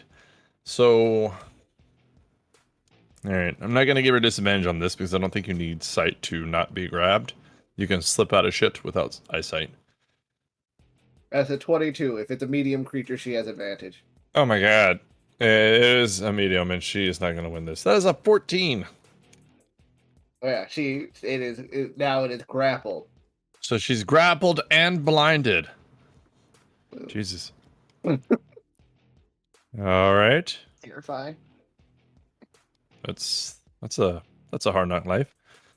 It's getting rough for her. I'm still rooting for her. Should be all right. Oh sweet, this is a bonus action. She's gonna have the hand crush it as a bonus action. I thought you had that hand grapple it. The action was to grapple. If it's grappled as a bonus action, I can crush it. Ah, fuck. I feel like this is gonna hurt. Jesus. 17 for bludgeoning damage, not force damage. I Oh, rolled maximum damage. yeah, that hit.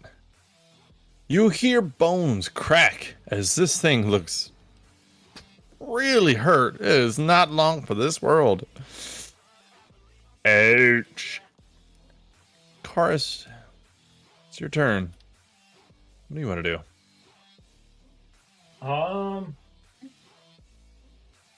I think given the circumstances, I'm gonna move Moonbeam back over to Gavin. Not Gavin, to Edmund. His name's so tiny. So that people can see the demon form. Alrighty, and that only damages him, right? Yes. Okay. So you move that back over there. That brings out the demon in him. And everybody's like, you see them gasp. They, as they all look at it. And you see they draw weapons and just kind of stand there looking at it. Mouths agape. You people are weird looking, but this kind of trumps it. All right. So, Mavari, you watch this happening. What are you going to do? I'm going back to sleep. Oh god. No, wait, no, if you go to sleep, I lose hate. No. No, I'm just kidding. That is pretty funny. Roll over like. She's Damn just thing. watching from the cart, but she's holding concentration for haste. Alrighty. They don't really seem to notice the cart or you. Like, they might have glanced walking up, but their attention is a little busy on the demon laying on the ground. That's good. Rather than the demon in the cart. Demon in the shadows. Yeah, pretty much. So after that, Katrina is oh no, she's grappled, she's blinded. Celtra's standing on the hatch. I don't even know what to do, like making shit up. Like, I have no idea what the fuck. I guess she's gonna swing wildly in front of her. Well, she didn't. Where were you when you blinded her? Were you there or were you back over here? I was standing by in front of the desk. Okay. Yeah, over there. So she doesn't know you're there, and I hate to waste her turn, but I gotta do it. So she leans down, grabs the rope on this wooden hatch that you're standing on, and gives it a tug. Now, for a little bit of comedy, can you make a stealth check for me to see if you can withhold your breath, laughing, grunts, anything like that? All right. I have advantage on these because I got that cloak with my cloak. This is mostly for her to either struggle to see if maybe something's wrong with it. That's a natural 20. Really? A natural 20 on that. Yeah. That's a natural Yep, right where we need it, guys. 24. Whatever we need it. All right. So you are quietly just looking at her while she is pulling up on this, and she will make a Constitution save throw in a second for Moonbeam. Oh no, I'm sorry, I forgot it's gone. Okay. Yep. So she's blind. She's pulling on this rope. Like, she knew where it was, but you saw her kind of make her way to it, and she's done this a few times. But she's yanking on it, and she's just spinning her turn, struggling, trying to pull this door up, and it's just going right back down under the weight of Celtra. Celtra, how much do you weigh? I actually think I have Celtra's weight is like 100 and something pounds. He's not heavy. 140 pounds. Yeah, they're very dexterous, not too strong. So this is pretty. This checks. This checks out. She's like, it's rusted. All right. So she spends her turn doing that. Must be jammed. Get the peanut butter. Oh, Lorel, no. it's your turn. What would you like to do? We're to me? Yes. Oh boy. I'm gonna sprint in there. Uh-oh. Don't worry, guys. I've got it. You see this woman trying to pull up a hatch. Or, I'm sorry, you see this demon. Oh, no, she's not a demon anymore. She's back to being a woman. I forgot. Moonbeam is gone. Swap them out. Bloop. All right. Winifred kind of was like, what the fuck? All right. So you see this woman pulling at this hatch that Celtra is just standing there, like mouth closed, kind of holding his breath, being quiet as she's just struggling to pull it up, and he's standing on it. Okay, just gonna waltz on in here. Do a Mhm. nice raise my sword. A nice good head chop. Nice good decapitation, if I can make it. And a 1, and a 2, and a 3. Exactly. Do I get advantage on this or no? You do have an advantage against her. She is blinded, and that is part of the condition. Okay, so that's 1, but let's see. Be gone, foul Can demon, not can my we do joke. better? 17. A 17 will hit. Excellent. All right, good. And how do I feel? How do I feel today? Where are my spell slots? Okay, I got them all. Smite onto that. So she is a fiend, remember that. So go ahead Indeed. and add an extra d8. And I Yeah. will say, if you roll good, you can kill her. All right. Straight up. Well, I still have one more attack, so we're gonna see what this looks like. Survey says 28 total. God. Oh, that's awesome. Did I get it? Oh, I apologize. So she had 32 hit points. Oh, Okay. Well, She is at exactly the same hit points as Edmund. Okay. Let me see if I can hit her. Okay. Let me see if I can finish her off then. Oh, I shouldn't have said anything. I know how this goes.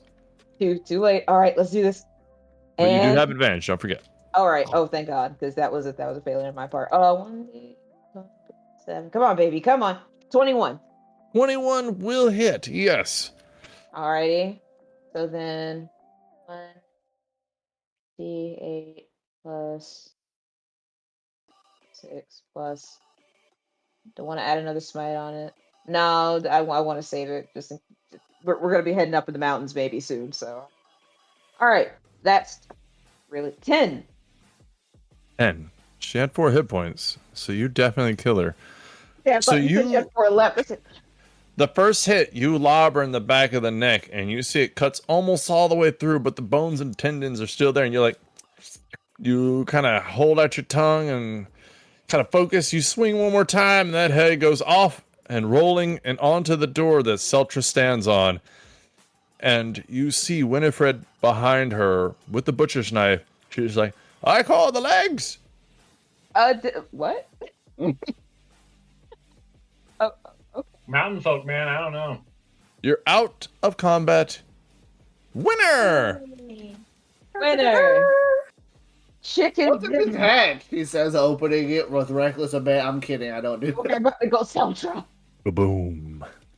The hat explodes and had a claymore in it. All right, so you guys see she is laying there, headless, and then outside, Edmund is a demon, as long as Karis wants to concentrate. I believe it's a minute. Yep. Right. All right. I've used it for 4. Been what, 4 turns? So there's It's like half a minute left. so you got plenty of time to do anything you want to do if it's immediate. If you're like, I want to sit down and spend an hour studying it, then no. But I mean, otherwise you got plenty of time to do any kind of like looking at it you want to do. But what would you guys like to do? Celtra knows that Mavari has been the one kind of looking over their demoniness. So he's gonna have LFD drag the body if they allow to the cart so that Mavari can get to it because you've been kind of quiet. They all just kind of move out of the way of this weird creature. They just kind of watch it and the demon, and they're just kind of like, what? And Celtra's going to, hey, I never caught your name, Miss Lady, who jumped at this demon with the butcher knife like a crazy person. But I'm gonna rummage through their stuff. Is that cool? She kind of smiles at you. You do whatever you want. But I still want the legs. I bet they would taste good with some Creole seasoning. I like Oh. this. Doesn't she look like a human still? Yes. Woman? I don't know. Yeah. I like her. I'm a fan of agree. Nina too. Bread. You know what? Take the whole thing, and I'm gonna just start looking through it, looking through their stuff. She holds the thigh, the thigh, and she starts like raising her butcher's knife, and she's like, I would never eat the upper half. I'm not a savage. And then she starts swinging and cutting the leg off. Wait, you know what? You're good. But now let her do it. Fantastic. Love her. She is a 75-year-old human. I'll remind you. She needs to come with us. We're kidnapping you. You are one of us now. But yes, I'm going to rummage through their stuff. Yeah.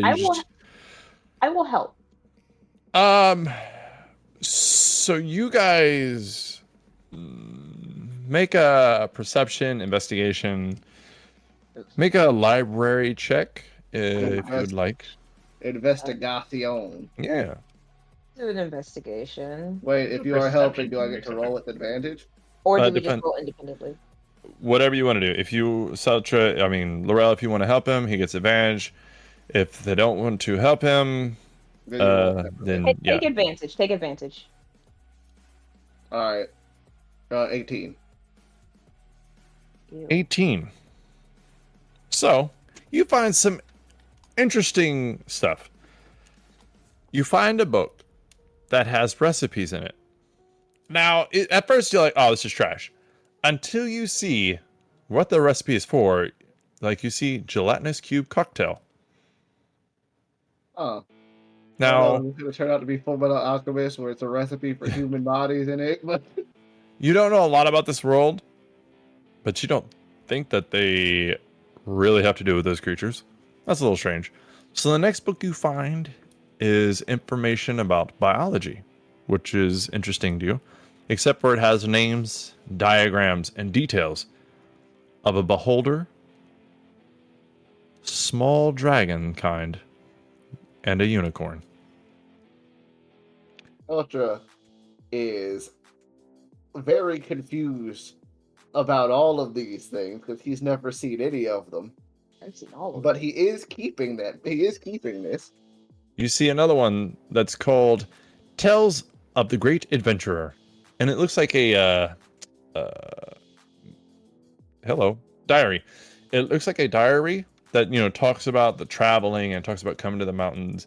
It says it bought product, and today he starts his way up in the mountains. He's going to fight the great behemoth Yeti, and then he talks about his first camping a day into the mountains, and then the rest of the pages are blank. Uh-oh. The next book you find says how to spot a mimic, and then all the pages are torn out and there's blood on the inside. Oh. Celtra will close that one. And then there is a book about a dwarven city and town and country that you've never heard of, but it does talk about dwarves and the best way to kind of interact with them in that area and the differences in culture. It speaks of ale every other page. And then there is a book that it looks like it's categorizing and listing weaknesses and strengths of different, we're going to use the word monstrous races. But it looks like on the very last page, it says elves. And you can see it says, comes in various colors, but mostly short. Celtra will look at that part, because as far as he knows, only Lorel and Robin have ever called him an elf. So he does not know that's what they're called. But that is all the books you really find. Other than that, it's just like dictionaries and encyclopedias and, some educational books, basic mathematics, nothing that you guys would really learn from. Celtra will not move this back in front of the hatch because he's not strong enough. But he will look at Lorel like, we should probably move the desk back in front of the hatch, just in case, unless we're gonna go down there and explore, just in case something else might come out of it. Yeah, I think it's best that I just move it back. Celtra will take the books with him back to the cart. What'd you find? I found a couple books.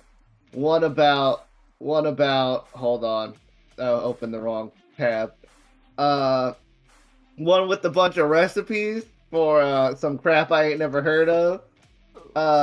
One with he'll show you the anatomy book with like the beholder and the dragon and all that crap. Like it's got like a bunch of monsters in it, which is weird. I know these books. I don't. And then and then this book talks about something called a behemoth yeti. So maybe something to look out for while we're going through the mountains.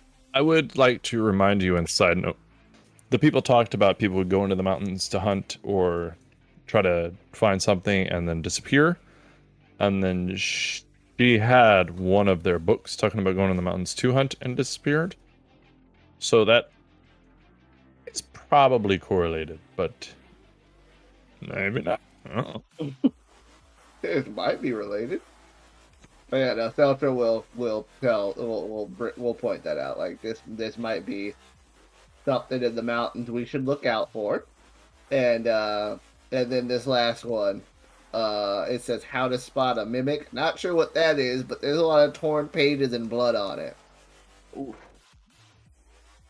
Don't worry about it. What else you got? Isn't Lorel from like a typical fantasy D&D world? So Yes, I am. nice. That's it. I was gonna show some of this stuff to. Well, I was just gonna bring it back to the cart. I don't know how. Make sure we can see how Mavari's doing. Is she not? Where is she? Is she still in the car? Probably. Is she okay? I don't know. That's why we're checking. Okay. Go to the cart. Poke my head through the window. Mavari, are you all right? Oh, yes, I'm fine. Are you? Are you sure? Yes. You didn't come out. The people were fighting a demon. Naskita's much more passable than I am. She gestures to the horns. Ah, okay. I suppose, yes, I suppose that's a good call. Well, I mean, you're with us. I think that they might be able to be willing to look past it, but that's your judgment call. Celtra has LFD drop the body in the back of the cart and the books. I noticed you were examining bodies when we were in the other town. So here's one, if you wanted to take a peek. The other one's being eaten. Oh. So They're eating So I will it. say the body you have is back to the shape of Edmund and no longer a demon. So that's what they bring you. But you saw it change under the spell. Moonbeam. yeah, I don't know why, but that old lady, she's got some spunk, so I'm just not gonna stop her.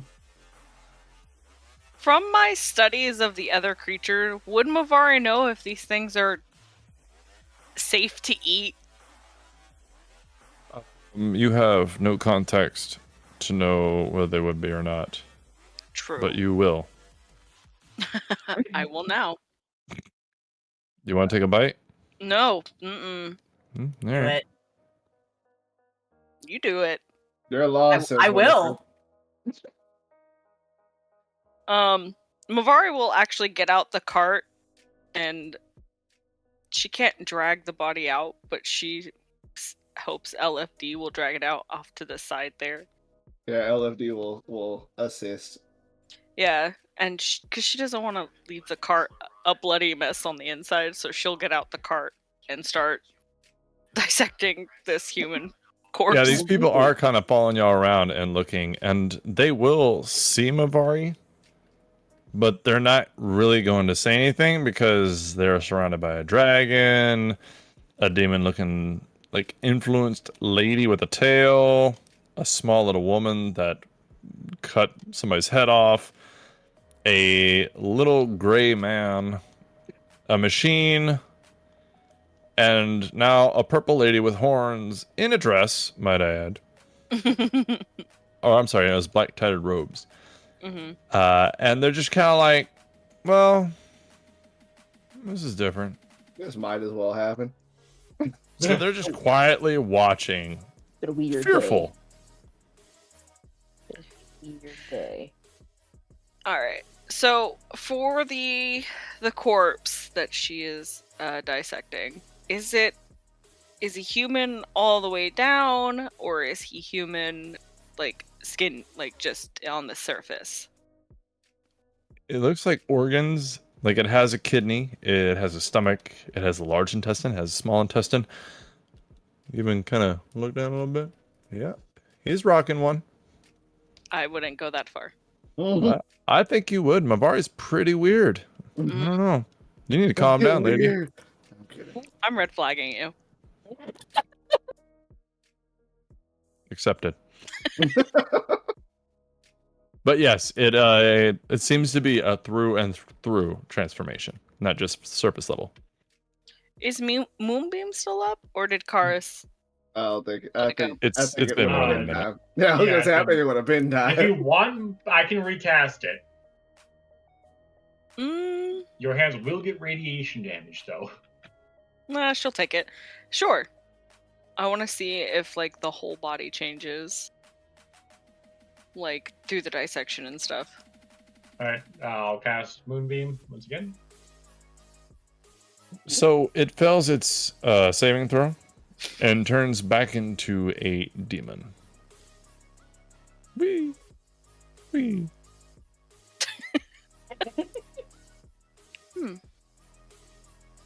Does it? I can't remember from the last time Mavari did this. Does it have organs, or was it just like that thin skin over like a mush of a body?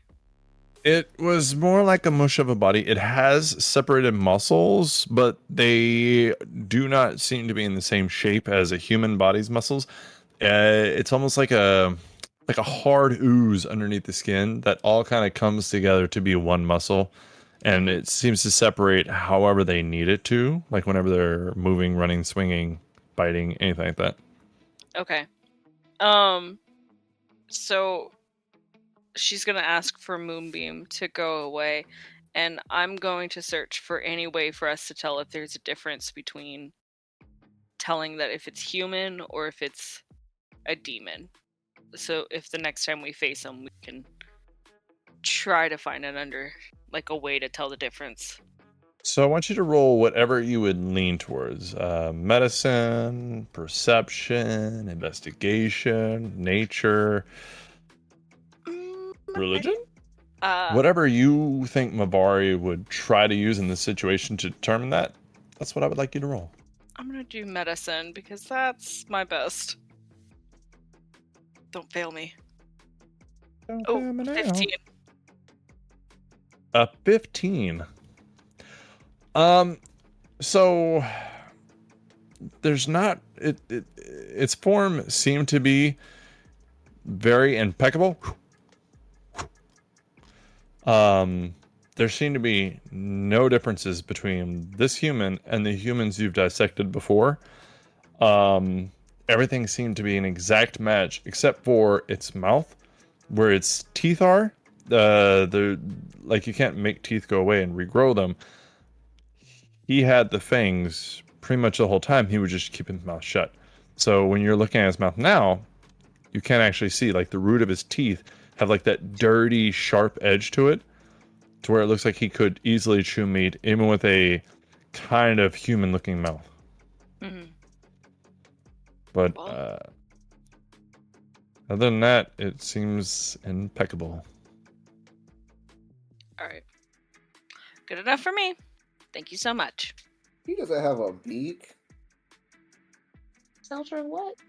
Nothing. Just ignore me. Lead anything, Mavari.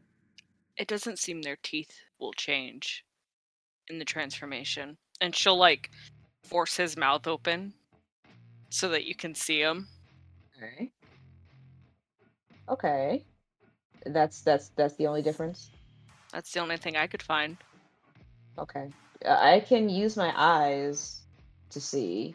And that's not being sarcastic. I mean, like, I legitimately can tell between someone who is a fiend, someone who is a celestial. Like, that's just something that I can do. So I guess that's another way for us to tell.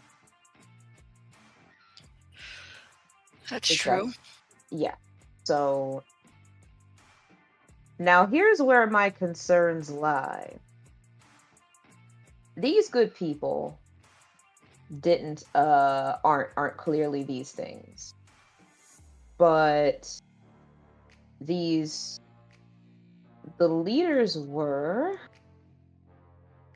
and I'm beginning to grow a little worried that we may have to be careful of people in higher power from now on. That's where I would start. So you guys hear Winifred kind of yelling for you from the tent that Katrina was in. And she's dragging by the ankles these legs, because she's 5'4", she's 75. So she's not a strong gal, but she's got like her little butcher's blade tied to her back, and using her arms to kind of drag these legs that are decently stocky out of there. And they seem like a mix between the demon legs and the human legs now that they've been detached. And she's like, "Excuse me, hello. Yes? I don't mean to be a nuisance. However, as I was saying over here, cutting into these legs It took some time to get around the tendons. It's tricky, but I got it. But I heard the crying of people coming from under that desk. I think you might have squished people. Wait, what?